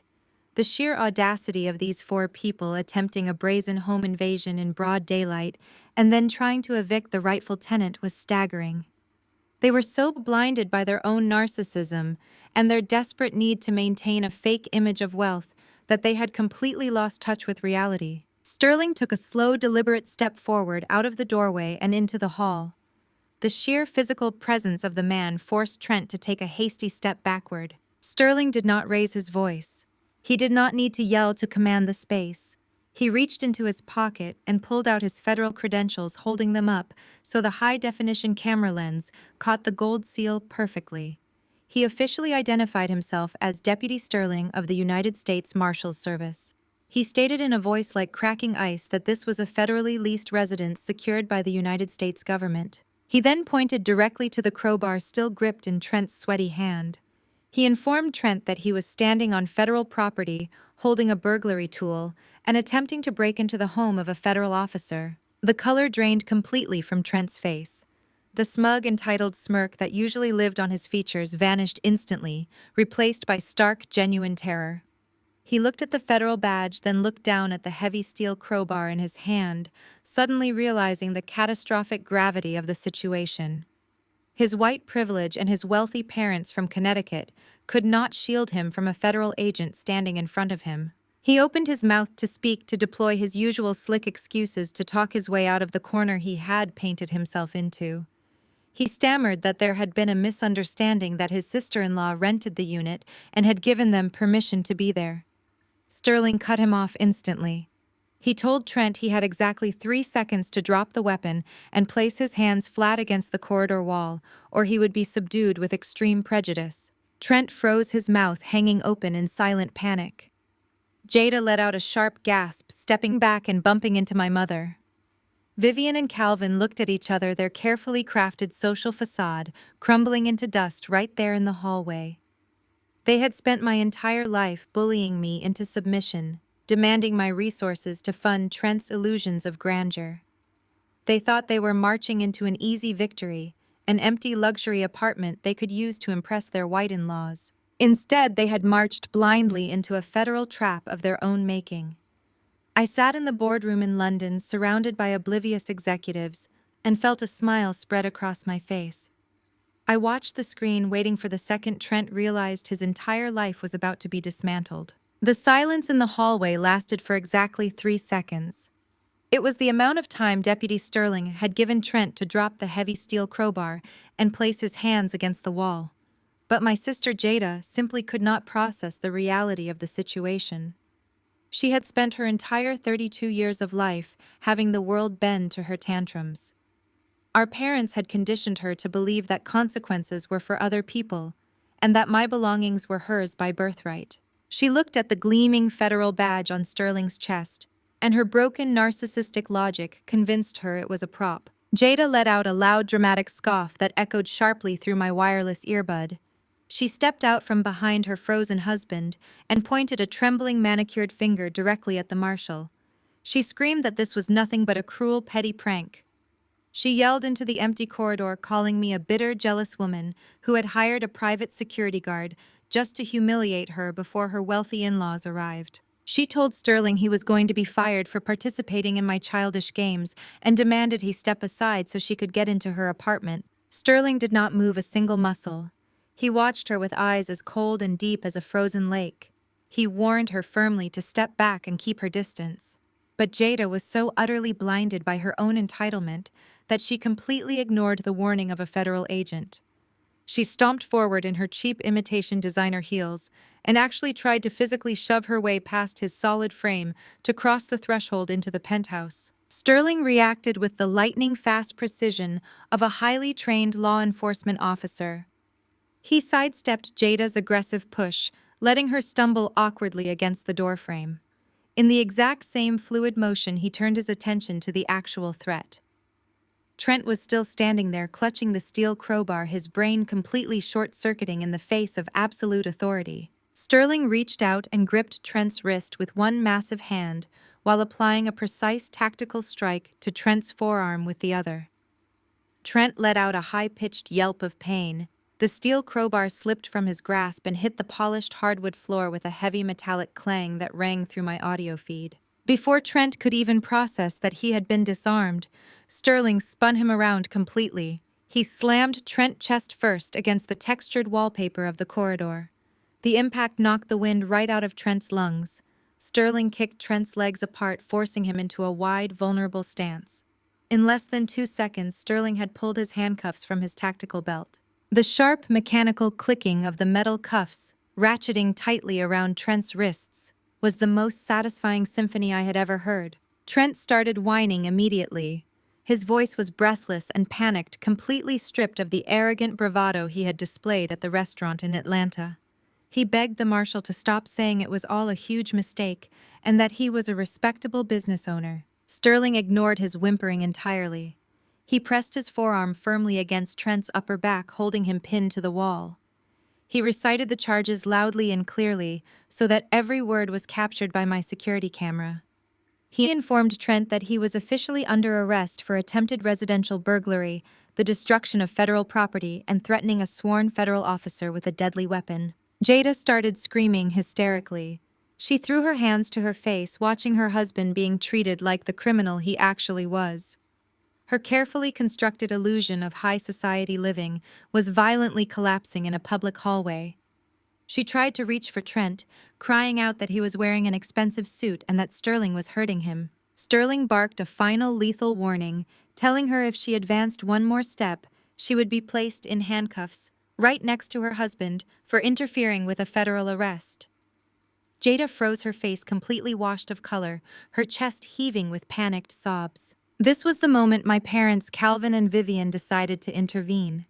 They had stood frozen in shock for the first few seconds, but watching their white son-in-law being manhandled by a black federal agent finally kicked their social climbing instincts into overdrive. They were terrified that Trent's wealthy parents from Connecticut were going to walk off the elevator at any moment and see this absolute disaster. Calvin stepped forward, puffing out his chest and attempting to use his stern, authoritative father routine. He held his hands up in a placating gesture and tried to speak to Sterling man to man. He used his deepest boardroom voice, telling the marshal that things had escalated unnecessarily. Calvin insisted that Trent was a very successful entrepreneur and that this was simply a family dispute over a lease agreement. He asked Sterling to please remove the handcuffs so they could handle this matter quietly and privately without involving the local police. Vivian immediately joined in, switching to her offended socialite persona. She clutched her expensive leather handbag and glared at the marshal. She demanded his badge number and his supervisor's name. She loudly proclaimed that they were prominent members of the Atlanta and Washington social circles. She threatened to make a phone call to her friends in the district court and have Sterling severely reprimanded for treating a respectable family like common street thugs. She insisted that I was her daughter, and I had given them explicit permission to be there. I sat back in my leather chair in the London boardroom and took another slow sip of my coffee. I watched my parents desperately try to gaslight a United States Marshal, using the exact same tactics they had used to manipulate me for 35 years. They truly believed their perceived social status was a magical shield that could bend reality to their will. Sterling did not care about their country club memberships. He did not care about their prominent friends. He looked at Calvin and Vivian with an expression of profound disgust. He kept his forearm pressed against Trent's back, holding the struggling man firmly against the wall. Sterling told my parents to save their breath. He completely shut down their ridiculous posturing with a single devastating sentence. He informed them that he did not care who they thought they were, because he already knew exactly who the man in handcuffs was. The hallway went dead silent again, except for Jada's muffled crying. Calvin dropped his hands, his authoritative posture faltering. Sterling turned his head slightly, speaking directly to my parents, while keeping his eyes locked on Trent. He revealed that when he moved his belongings into the penthouse 2 days ago, he found a very interesting stack of mail sitting right in the center of the kitchen island. He said it was a thick pile of final collection notices and federal tax warnings from the Internal Revenue Service. Trent let out a pathetic whimpering sound and slumped against the wall as the realization washed over him. Sterling continued, his voice dropping to a low, dangerous timbre. He stated that the mail was addressed to a company called Apex Luxury Concierge. He informed my parents that as a sworn officer of the law, he had immediately contacted the Financial Crimes Division to report the suspicious documents left inside his newly leased federal residence. He told them that federal fraud investigators had already opened an active case file and were currently looking for the owner of that limited liability company for severe wire fraud and tax evasion. Sterling yanked Trent backward off the wall, spinning the handcuffed man around to face my horrified parents. He looked at my father and delivered the final fatal blow. He said it looked like the investigators would not have to search very far, because the owner of the fraudulent company had just brought a crowbar directly to his front door. My mother let out a strangled gasp and grabbed onto Calvin's arm to steady herself. Calvin stared at Trent, his mouth opening and closing without making a sound. The fake entrepreneurial empire they had worshipped, the wealthy facade they had sacrificed my peace of mind to protect, was entirely gone. They were standing in a hallway realizing they had aided and abetted a broke, desperate scam artist. They had enabled his crimes, and now they were caught in the blast radius of a federal investigation. The heavy silence in the corridor was suddenly broken by the faint but unmistakable wail of police sirens echoing up from the city streets below. Deputy Sterling had obviously triggered a silent panic alarm or radioed for local backup the moment he saw Trent approach his door with a burglary tool. He kept his massive forearm pressed firmly against Trent's back, pinning the shivering man against the textured wallpaper. Trent was openly weeping now. The harsh metallic clicking of the handcuffs and the devastating revelation of the federal wire fraud investigation had completely shattered his arrogant facade. He sounded like a terrified child gasping for air and pleading with the marshal that he did not know anything about tax evasion. My parents' survival instincts finally kicked in, but it was entirely too late. I watched on the security feed as Calvin and Vivian instinctively took a slow, synchronized step backward, physically distancing themselves from their white son-in-law. The proximity to wealth and status they had worshipped for years had instantly morphed into a radioactive federal crime scene. Calvin raised his hands, his voice trembling as he frantically tried to backtrack. He stuttered out to the marshal that they had absolutely nothing to do with Apex Luxury Concierge. He claimed they were just visiting from Atlanta and had no idea Trent was involved in anything illegal. Vivian practically tripped over her own feet trying to back away. She clutched her designer handbag to her chest, her face pale with horror. She started aggressively pointing at Trent, completely throwing him to the wolves to save her own skin. She yelled that Trent had lied to them too, and that she and my father were upstanding citizens who would never associate with a criminal. It was a pathetic display of disloyalty. They had spent my entire life demanding I sacrifice my peace and my home to fund Trent's illusions, but the second the federal government got involved, they dropped him without a second thought. Jada was the only one who had not grasped the severity of the situation. She was kneeling on the hardwood floor, her cheap imitation designer dress bunched up around her thighs, sobbing hysterically. She reached out toward Trent, begging the marshal to let him go, insisting that Trent was a good man from a very important family in Connecticut. The heavy thud of heavy boots echoed from the emergency stairwell at the end of the hall. 4 uniformed Washington, D.C. police officers burst through the fire doors, their hands resting on their utility belts. They fanned out instantly, securing the perimeter of the hallway. Sterling gave them a sharp nod, confirming the situation was under control, but requesting they secure the suspects. 2 of the local officers immediately stepped up to flank Trent, while the other 2 moved toward my parents and Jada, ordering them to back against the opposite wall and keep their hands visible. Right in the middle of this chaotic, high-tension standoff, the soft, melodic chime of the private elevator rang through the corridor. The polished silver doors glided smoothly open. Stepping out of the elevator expecting to be greeted by sweeping monument views and champagne were Trent's parents. They were the epitome of elitist Connecticut wealth. His father wore a tailored cashmere overcoat and carried a vintage leather weekender bag. His mother was draped in subtle, expensive jewelry, her hair perfectly blown out, her posture radiating a lifetime of unquestioned privilege. They walked off the elevator with relaxed, expectant smiles, ready to judge the luxury penthouse their son had promised them. Instead, they walked straight into a nightmare. The smiles froze on their faces and instantly melted into masks of absolute shock.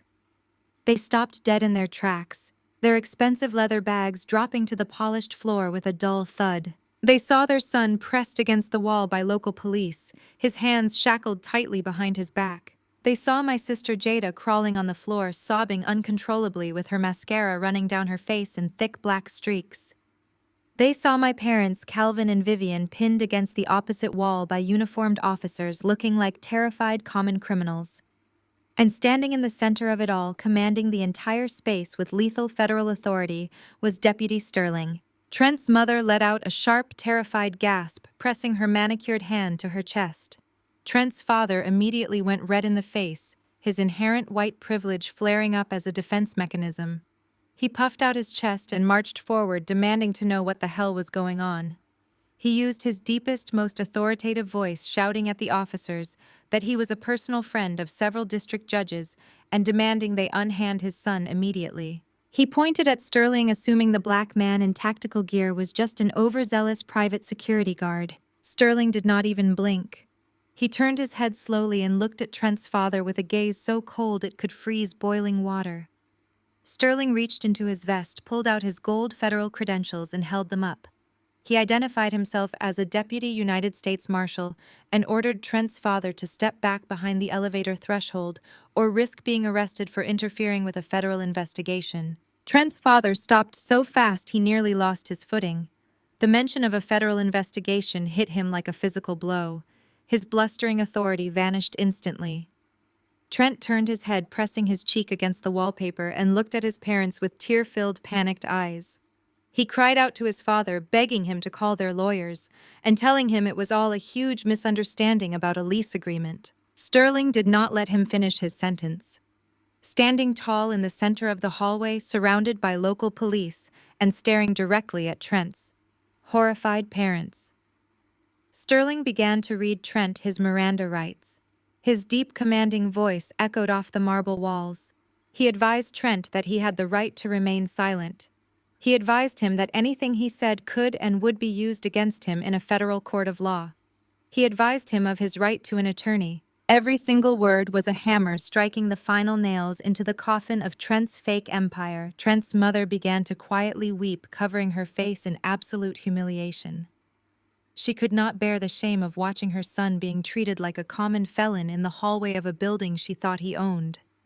Jada, realizing her wealthy in-laws were watching her complete destruction, tried to crawl toward them. She sobbed out to Trent's mother, pleading with her to help them, saying they just wanted to use the apartment to make them proud. Trent's mother took a deliberate step backward, looking at my sister with pure, unadulterated disgust. She looked at Jada like she was a piece of trash that had blown in off the street. While Sterling finished reading the Miranda rights, the two local police officers turned their attention to Calvin and Vivian. The officers demanded identification from my parents. They asked my father why he was present during an attempted burglary of a federal residence. Calvin was sweating profusely, patting his pockets with trembling hands to find his wallet. He stuttered out that he was a respectable man from Atlanta and that he was just there to visit his daughter. The police officer did not care about his Atlanta social status. He shined a small flashlight directly into Calvin's face and asked him point-blank if he was associated with Apex Luxury Concierge or any of the wire fraud activities currently under federal investigation. My mother let out a loud, dramatic wail, burying her face in Calvin's shoulder. She realized in that exact moment that the elite Washington society she had spent decades trying to impress was now going to see her name buried in a federal police report. I sat back in my leather chair in the London boardroom, thousands of miles away, completely untouchable. I watched the security feed with a profound sense of peace. I had not laid a single trap. I had not committed a single crime. I had simply stepped out of their way and let their own breathtaking arrogance drive them straight off a cliff. Trent was still sobbing against the textured wallpaper, pleading with his father to do something to call their high-priced legal team and fix this catastrophic mistake. He was waiting for the familiar shield of his family wealth to drop down and protect him from the consequences of his own actions, just as it always had. But Trent fundamentally misunderstood the nature of the people who raised him. His parents did not love him unconditionally.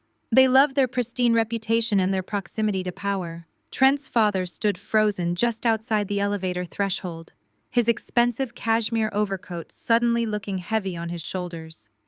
The words wire fraud and federal investigation had completely rewired his brain in a matter of seconds. He looked at the United States Marshal and then down at his son trembling in handcuffs. He did not see a child in need of rescue. I saw a massive radioactive liability that was threatening to drag his pristine Connecticut lineage through the mud of a federal indictment. Trent's father straightened his posture, buttoned the center button of his overcoat, and looked at his son with eyes devoid of any paternal warmth. His voice cut through the hallway sharp and completely unforgiving.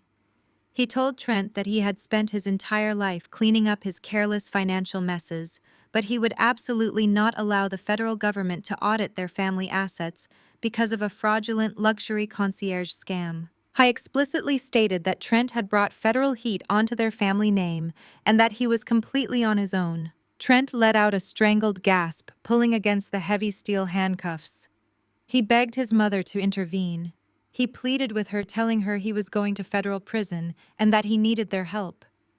Trent's mother simply adjusted her silk scarf and took a deliberate step backward, retreating further into the safety of the elevator. She turned her face away entirely, refusing to even look at her son while he was being treated like a common street criminal. The absolute rejection from the very people he had spent years trying to impress finally broke whatever was left of Trent's spirit. He slumped against the wall, his knees buckling slightly as the reality of his isolation settled over him. Deputy Sterling did not care about their family drama. He was a professional executing a federal mandate. He finished reading the Miranda rights in his deep, commanding voice and seamlessly transferred custody of the prisoner. The two local Washington, D.C. police officers stepped forward, grabbing Trent by the biceps and hauling him away from the wall. The heavy mechanical clinking of the handcuffs echoed off the marble floors as they marched him down the corridor toward the service elevators. Jada let out a guttural scream. She scrambled across the hardwood floor, her cheap imitation designer dress tearing at the seam as she tried to reach for her husband. A third police officer immediately stepped into her path, holding up a stern hand and ordering her to stay back. Jada collapsed onto her knees, sobbing hysterically. She was watching her entire fabricated life, her fake wealth, her marriage, and her social standing being literally dragged away in federal chains. Trent's parents did not offer my sister a single glance of sympathy. Trent's father reached out and pressed the lobby button on the private elevator panel. The polished silver doors began to slide shut. Jada reached out toward the closing doors, begging her wealthy in-laws not to leave them behind. Trent's mother just stared straight ahead, her face a mask of cold, elite disgust.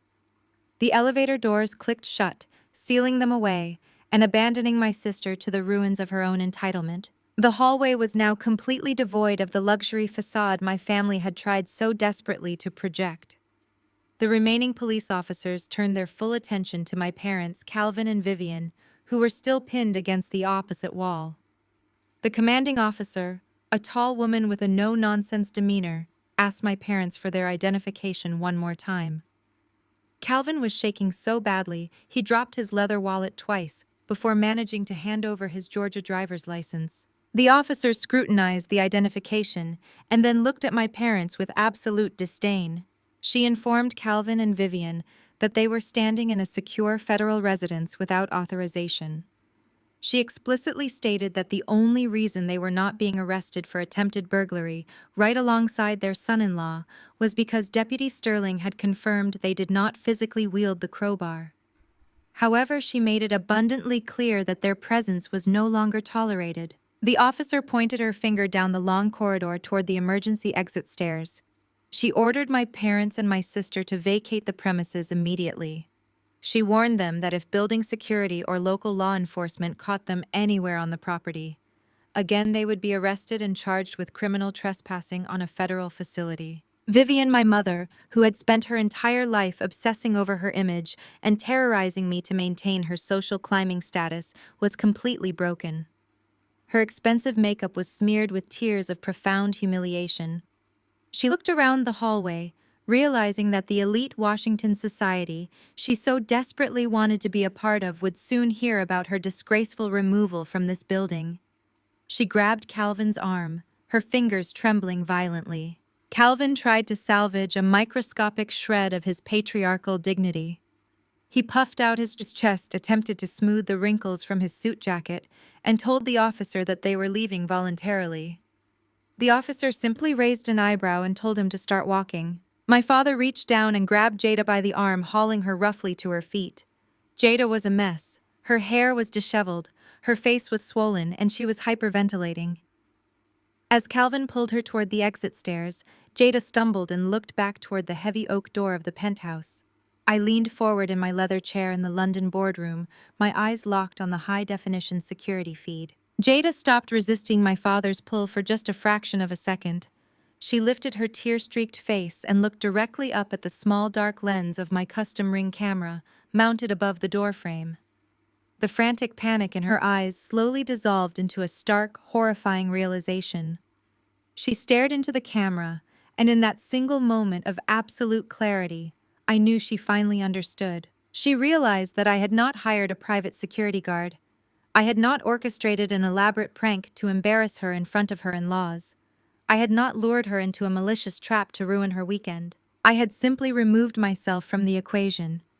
I had packed up my life, transferred my liability, and stepped completely out of her way. I had stopped protecting her from the consequences of her own horrific choices. I had left the door wide open for her to walk blindly into the disaster she and her fraudulent husband had meticulously built for themselves. Jada stared into the lens, her chest heaving as the weight of my total absence crashed down on her. She finally saw that the compliant scapegoat she had relied on her entire life was gone forever. I smiled at the screen, raised my coffee cup in a silent toast, and watched my father drag my weeping sister down the hallway and out of my life for good. The rest of my cybersecurity summit in London passed in a blur of highly productive networking and exquisite dinners. I delivered my keynote address to a packed auditorium of international tech leaders and secured 2 massive defense contracts for my firm. While my family was likely dealing with local police, federal agents, and bail bondsmen, I was busy elevating my career and expanding my wealth across the Atlantic. By the time I boarded my first-class flight back to Washington, D.C. on Sunday morning, I felt completely detached from their chaotic reality. I settled into my spacious suite, changed into comfortable loungewear, and slept for 6 straight hours over the ocean. I was wrapped in a cashmere blanket, completely unbothered by the catastrophic implosion of Trent's fake luxury empire. The wheels of the plane touched down at Dulles International Airport, hitting the tarmac with a solid, reassuring thud. I gathered my leather carry-on bag, thanked the flight attendant, and walked off the plane. As I made my way down the long, brightly lit jet bridge, I reached into my jacket pocket and turned off airplane mode. My phone immediately froze. The screen completely locked up as a tidal wave of delayed notifications flooded the operating system. It vibrated so violently in my palm that it felt like a living thing trying to escape my grasp. When the screen finally cleared enough for me to read the display, I saw exactly what I had anticipated. There were 74 missed calls. There were dozens of frantic text messages lighting up the screen in rapid succession.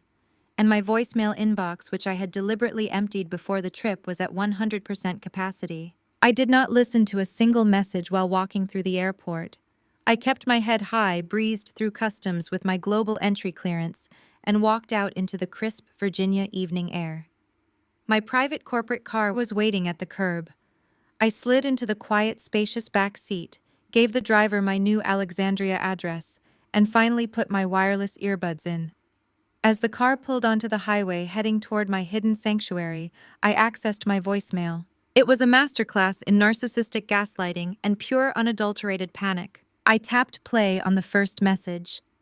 My mother, Vivian, immediately assaulted my ears with loud, theatrical sobbing. She did not ask if I was safe. She did not ask about my trip. She launched straight into a hysterical monologue about how her pristine social reputation was completely destroyed. She wailed that Trent's parents had barely spoken 2 words to them before getting back in a private car to the airport in absolute disgust. Vivian demanded to know how I could be so incredibly thoughtless as to let a federal officer move into my apartment without warning the family. In her deeply twisted reality, Trent holding a crowbar to a federal door was somehow my fault because I had failed to properly update her on my residential status. She cried that the local police had treated them like common street criminals and that some of her elite society friends had already heard rumors about the highly public arrest. She begged me to call the police station and tell them the whole thing was a terrible mix-up so they could all just go home and pretend this nightmare never happened. I deleted her message with a simple swipe and moved to the next one. My father, Calvin, had left a series of voicemails, each one angrier and more demanding than the last. He tried to use his stern, authoritative voice, the one he always used to bully me into submission when I was a younger woman.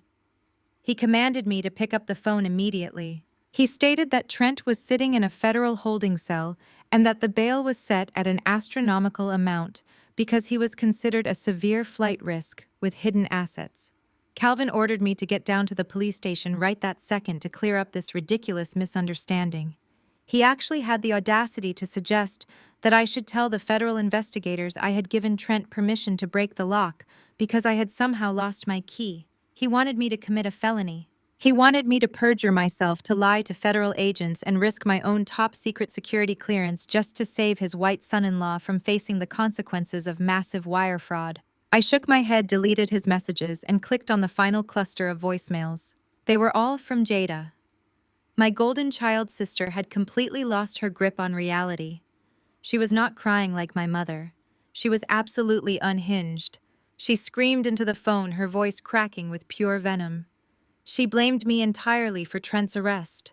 She shrieked that I had intentionally set a trap for them because I was a bitter, lonely woman who could not stand to see her happy and married. Jada yelled that the federal fraud investigation was just a clerical mistake and that Trent's business was perfectly legitimate despite the mountain of evidence to the contrary.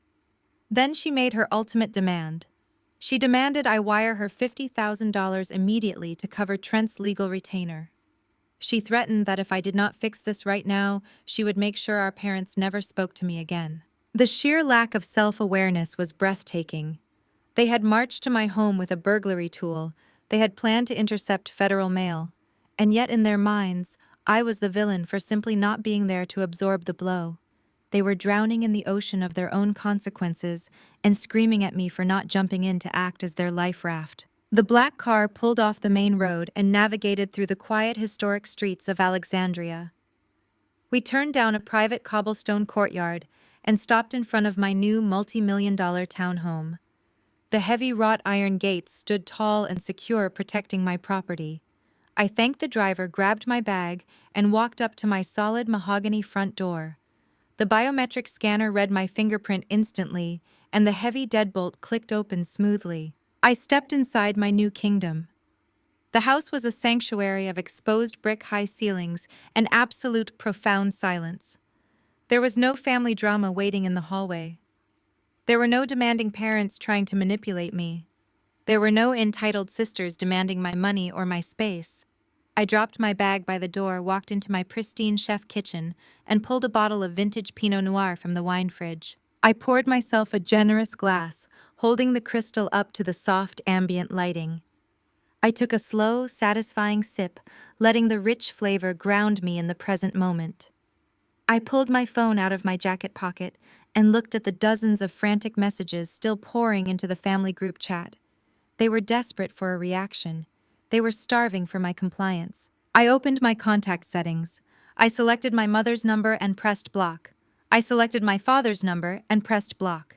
I selected my sister's number and pressed block. I permanently disabled the family group chat. I set my phone face down on the marble counter, picked up my glass of wine, and walked upstairs to my master suite.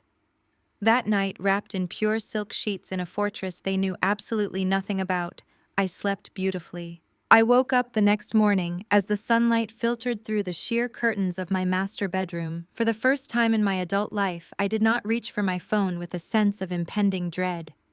The air in my Alexandria townhome was perfectly still. I went through my morning routine with a quiet, deliberate peace.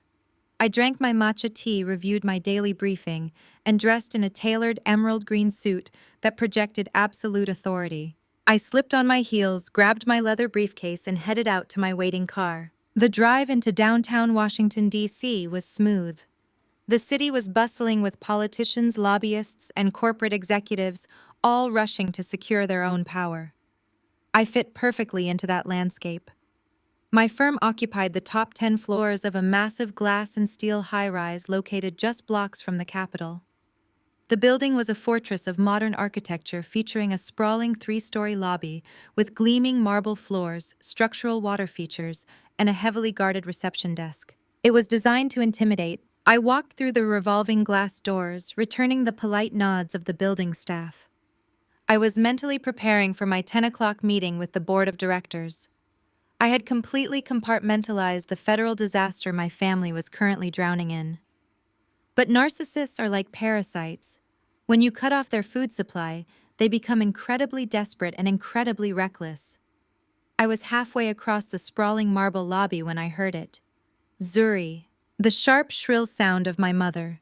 Vivian calling my name echoed across the cavernous space. I stopped walking, but I did not turn around immediately. I took a slow, controlled breath, adjusting my grip on my briefcase. When I finally pivoted on my heels, I saw my parents storming across the lobby. They looked absolutely wretched. The pristine, polished facade they had spent their entire lives cultivating was completely shattered. My father Calvin was wearing a suit jacket that looked like he had slept in it. His tie was crooked, and his usually perfect posture was hunched with stress. Vivian looked even worse. Her hair was frizzy, her eyes were bloodshot and swollen, and her expensive designer coat was buttoned unevenly. They had clearly been awake all night dealing with police federal agents and the catastrophic humiliation of the previous afternoon. They had tracked me down at my corporate headquarters because they could not reach me on my phone, and they had no idea where I actually lived. They knew the name of my firm, and they had decided to ambush me in public. It was a classic manipulation tactic. They thought that by causing a massive scene in the lobby of my prestigious workplace, they could weaponize my professionalism against me. They assumed I would do anything, including bailing out a criminal just to quiet them down and avoid a public scandal in front of my colleagues. They assumed entirely wrong. Vivian marched right up to me, her face contorted with a mixture of rage and sheer panic. She did not bother lowering her voice. She wanted an audience, and she was determined to make me the villain of her self-authored tragedy. "How could you do this to your sister?" she shrieked, her voice bouncing off the high glass walls. Several executives waiting near the elevator banks turned their heads to watch the commotion. Vivian pointed an accusing finger at my chest. "Trent's parents are cutting them off entirely. His father officially disowned him in the hallway of the police station. They froze all his accounts and hired a plane to take them straight back to Connecticut. Jada is completely destitute, Zuri. She spent the entire night sobbing on the floor of our basement. Trent is facing federal time. He is sitting in a holding cell, and the bail is astronomical." Calvin stepped forward, puffing out his chest and trying to use his deep patriarchal voice to bully me. He demanded I take out my checkbook and wire the bail money immediately. He told me to call my corporate lawyers and send them down to the federal courthouse to fix the mess I had created. He actually yelled that it was my duty as the older sister to clean up the situation because my selfishness had ruined Jada's marriage. The sheer, unadulterated delusion of their demands was almost fascinating to witness. Trent had been running a massive wire fraud scam. He had stolen the identities of wealthy clients. He had brought a burglary tool to my former home and attempted to break into a federally leased residence. And yet, in my parents' warped reality, it was my fault because I had not simply stayed put and let him use my address to hide his crimes. Vivian stepped closer, the scent of stale coffee and desperation radiating from her. She demanded I go to the federal investigators and tell them the entire thing was a mistake. She wanted me to lie to the United States Marshals Service. She wanted me to claim that I had given Trent permission to break the lock to retrieve some fictional belongings. When I did not immediately bow my head and start apologizing, Vivian lost what little control she had left. The panic of losing her social standing of having a federally indicted son-in-law was making her frantic. She lunged forward, trying to physically grab my arm to shake me into submission the way she had done when I was a teenager. I did not flinch. I did not take a single step backward. I simply locked eyes with her and gave a subtle, almost imperceptible nod toward the reception desk. "My firm handles cybersecurity for defense contractors and international banks. Our building security is not composed of minimum-wage mall guards. They are highly trained former military personnel and off-duty police officers. Because I am a senior executive, the head of security had already been tracking my parents' erratic entrance into the lobby. Before Vivian's manicured fingers could even brush the fabric of my emerald suit, 3 massive men in dark suits stepped seamlessly out of the shadows. They moved with absolute silent precision. Within 2 seconds, they had completely flanked me, creating an impenetrable physical wall of muscle and Kevlar between me and my parents. Vivian gasped and stumbled backward, her hands flying up to her mouth. Calvin froze, his blustering authority evaporating the second he realized he was dealing with men who could and would physically remove him from the premises. I looked at my parents through the gap between my security detail. I kept my voice perfectly level, pitching it just loud enough for them to hear, but quiet enough to force them to strain for the words. "I moved out," I said, my tone dropping to a lethal calm whisper. "I owed you no explanation, and I certainly owed you no access to my assets." Trent broke into a federal officer's home because he is an entitled, arrogant criminal. Jada stood there and cheered him on because she is a willing accomplice to his fraud. Calvin opened his mouth to argue, but I cut him off instantly. "I did not set a trap," I continued. "I simply stopped being your human shield. I stopped absorbing the damage of your horrific choices. I left the door wide open, and you all walked proudly into your own destruction. Trent is going to federal prison, and Jada is going to live in your damp basement for the rest of her life. This is a consequence, not a trap." I did not wait for their response. I did not care to see the horror wash over their faces as they realized I was completely, utterly untouchable. I turned my back on them and walked toward the private executive elevators. The security team remained in place, effectively corralling my parents toward the revolving glass doors to escort them out of the building. As the stainless steel elevator doors slid shut, blocking them from my view entirely, I felt my shoulders drop and a profound quiet settle over my mind. They had tried their final ambush, and they had failed spectacularly. But I knew the cornered animals would try one last desperate legal strike to save their own skins, and I was more than ready to deliver the final killing blow. The standoff in the lobby felt like time had suspended itself. My parents, Calvin and Vivian, were completely boxed in by my corporate security team.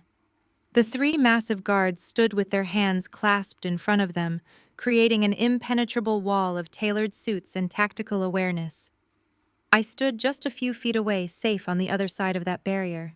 The frantic echo of my mother's screaming had faded into a thick, suffocating silence that settled over the polished marble floor of the corporate high-rise. For the first time in 35 years, I was looking at my parents not as authorities to be feared, but as ordinary, desperate people who had completely lost their leverage.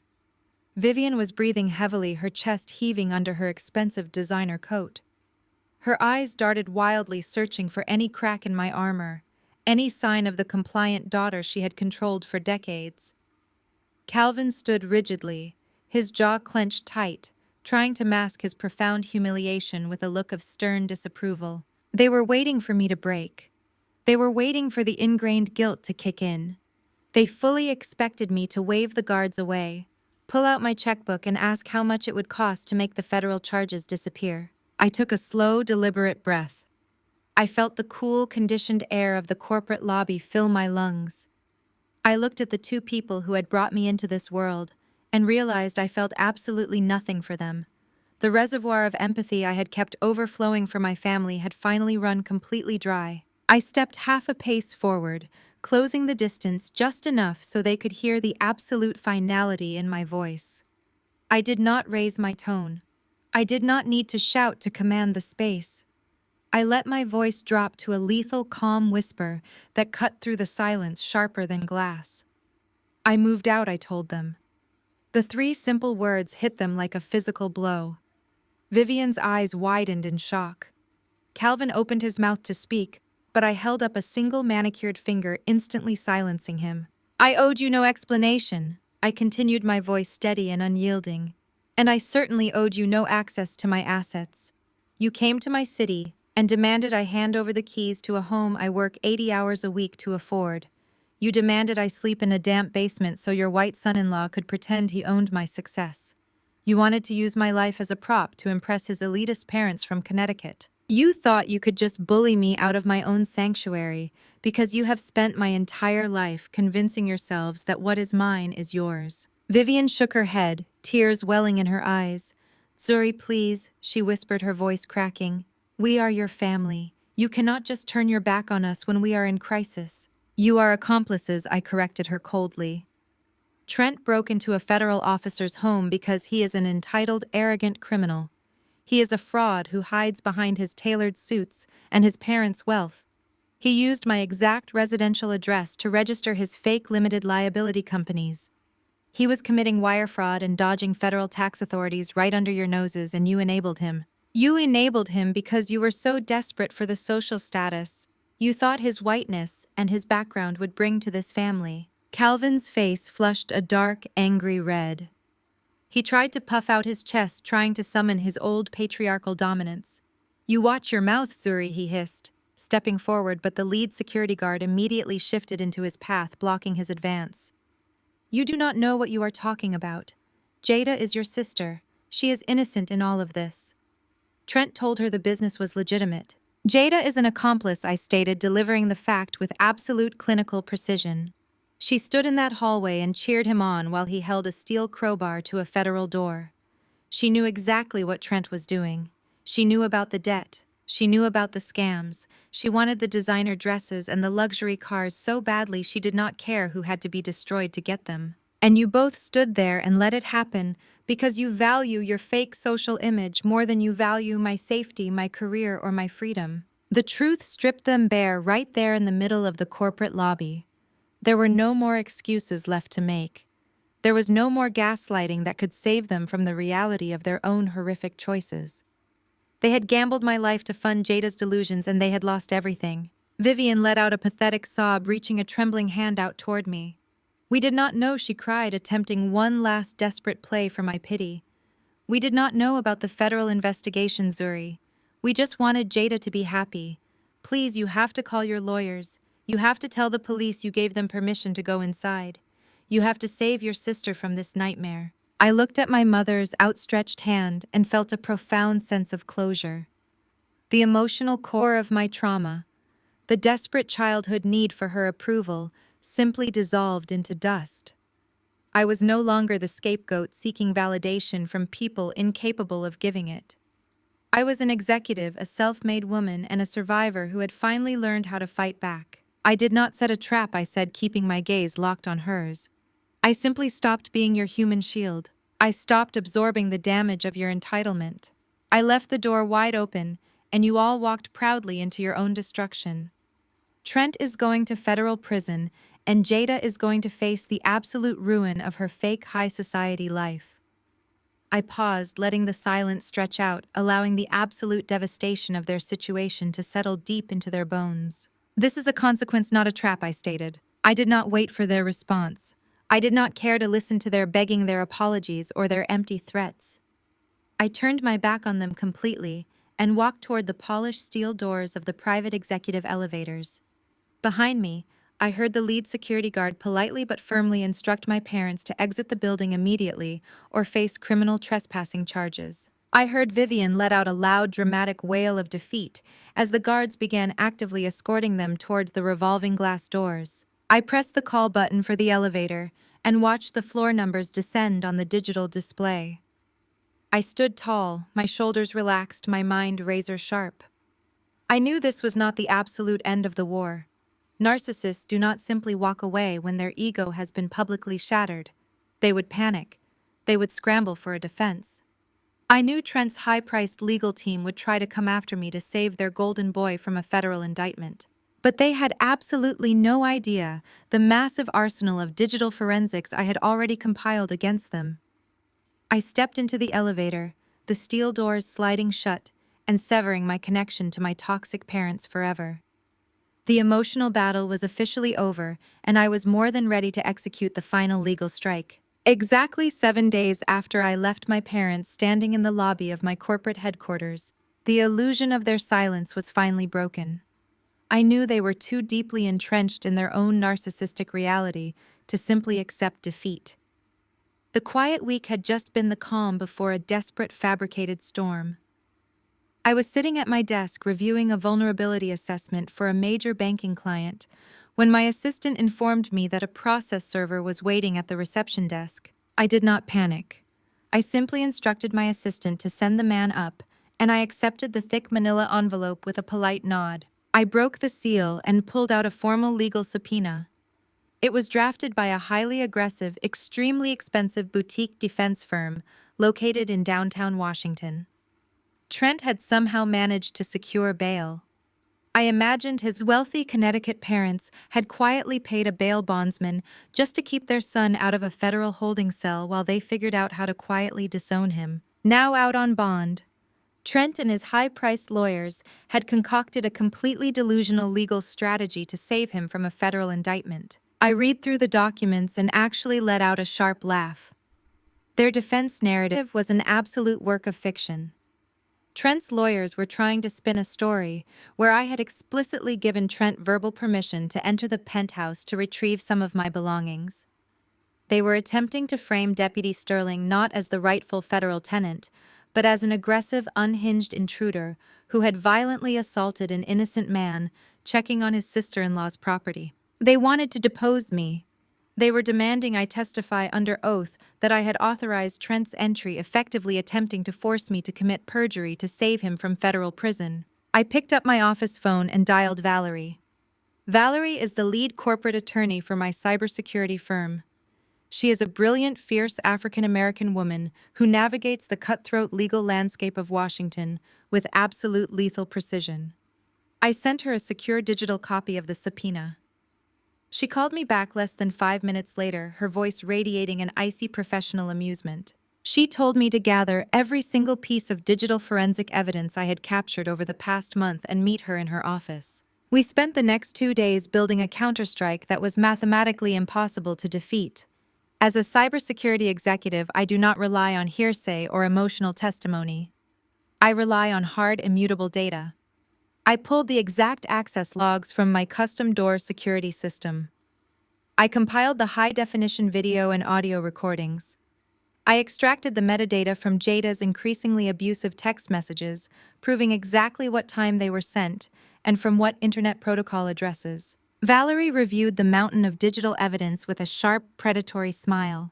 She organized the data into a chronological, irrefutable timeline of premeditated federal crimes. The meeting with Trent's defense team was scheduled for Tuesday morning.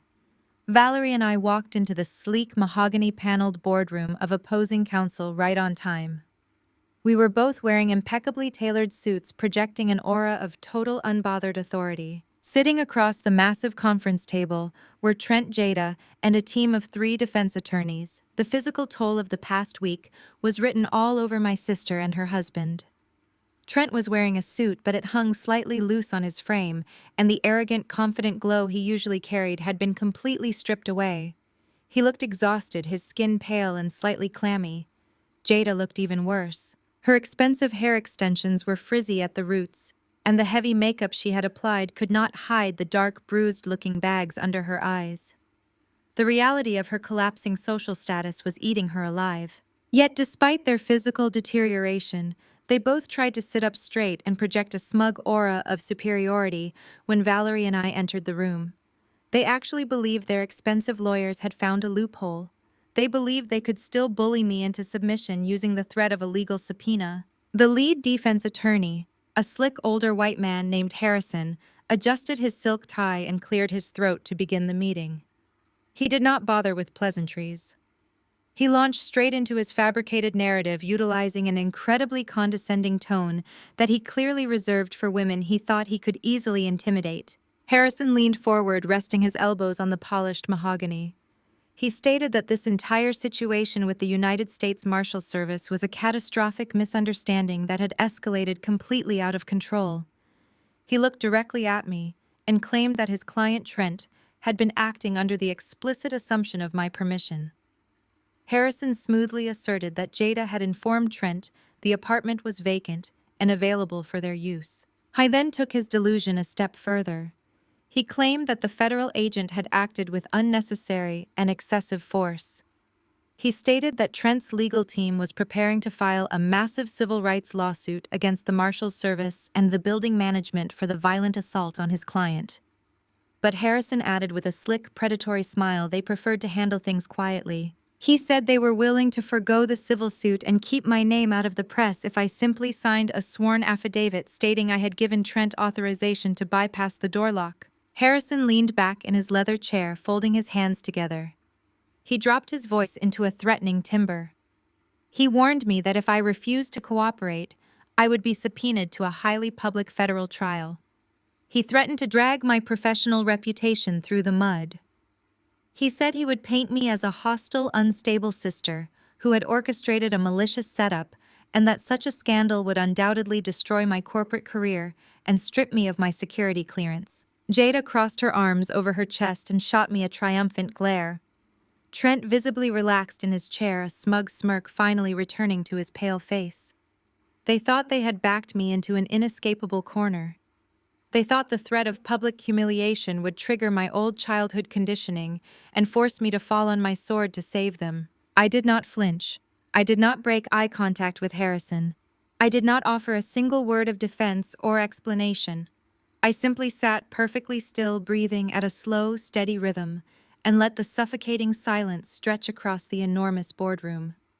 I let them sit in the arrogance of their own lies for exactly 30 seconds. Then I looked at Valerie. Valerie did not raise her voice. She did not express a single ounce of anger or indignation. She simply smiled, a cold, brilliant smile that did not reach her eyes. She reached down into her structured leather briefcase and pulled out a very thick, heavy black folder. She placed it on the polished mahogany table with a solid, definitive thud.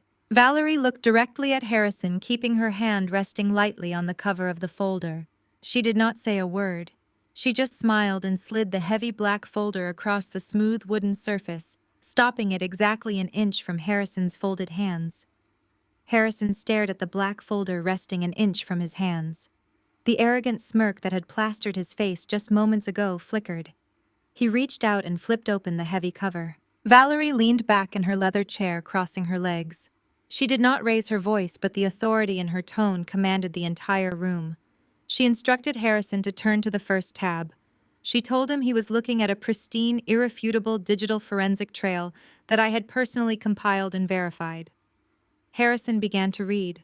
The color started to drain from his face almost immediately. Valerie calmly narrated the contents of the folder. She explained that the first 30 pages contained comprehensive network logs.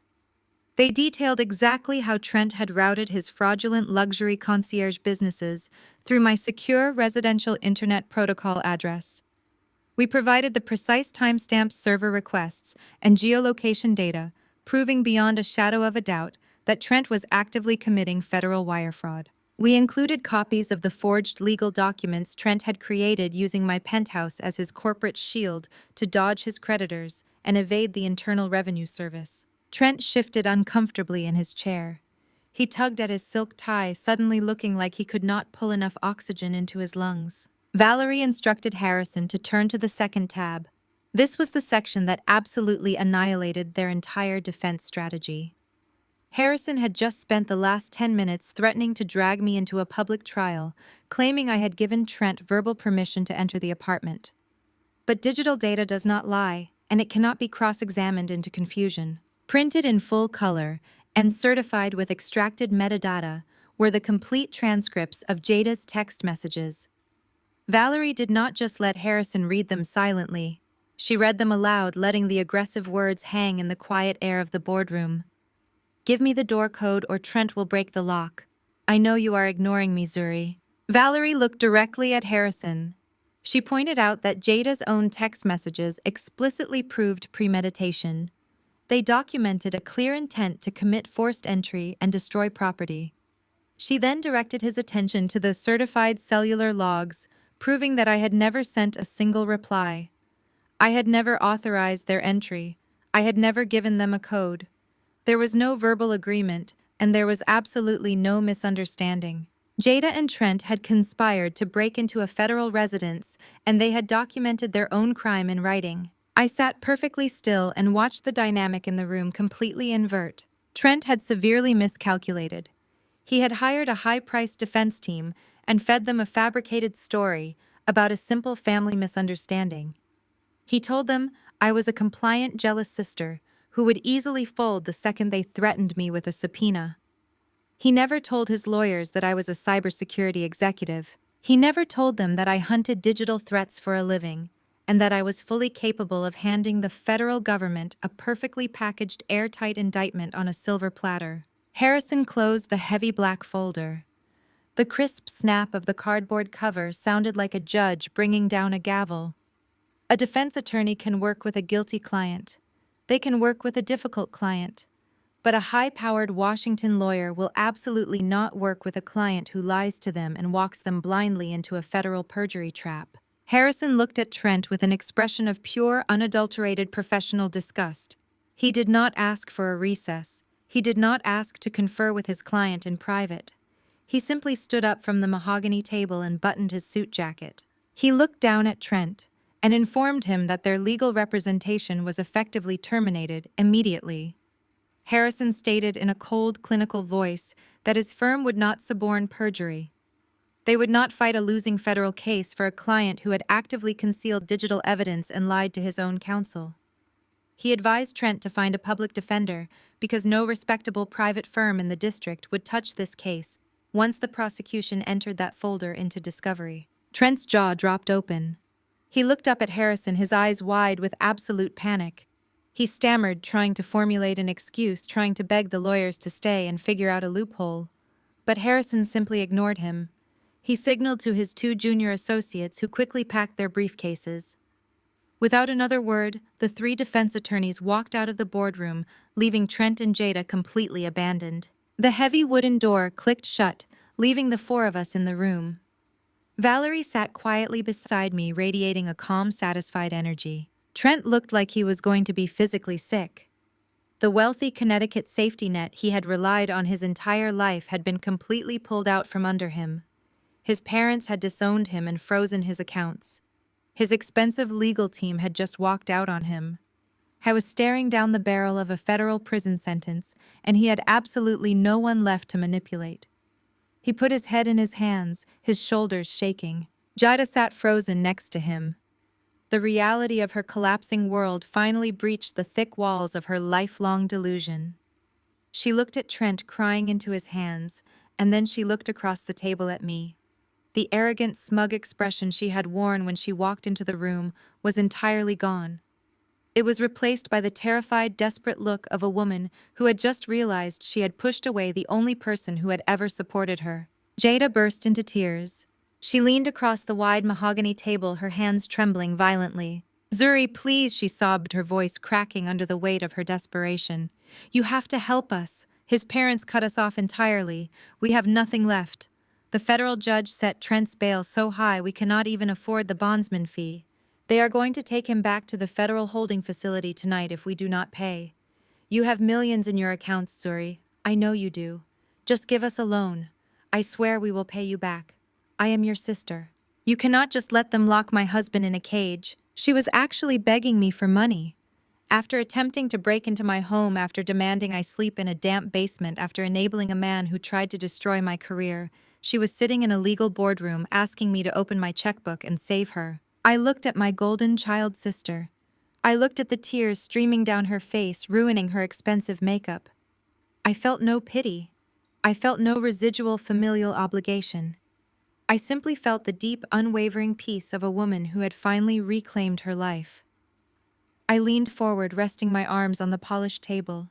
I looked directly into Jada's panicked eyes. "You wanted my life so badly."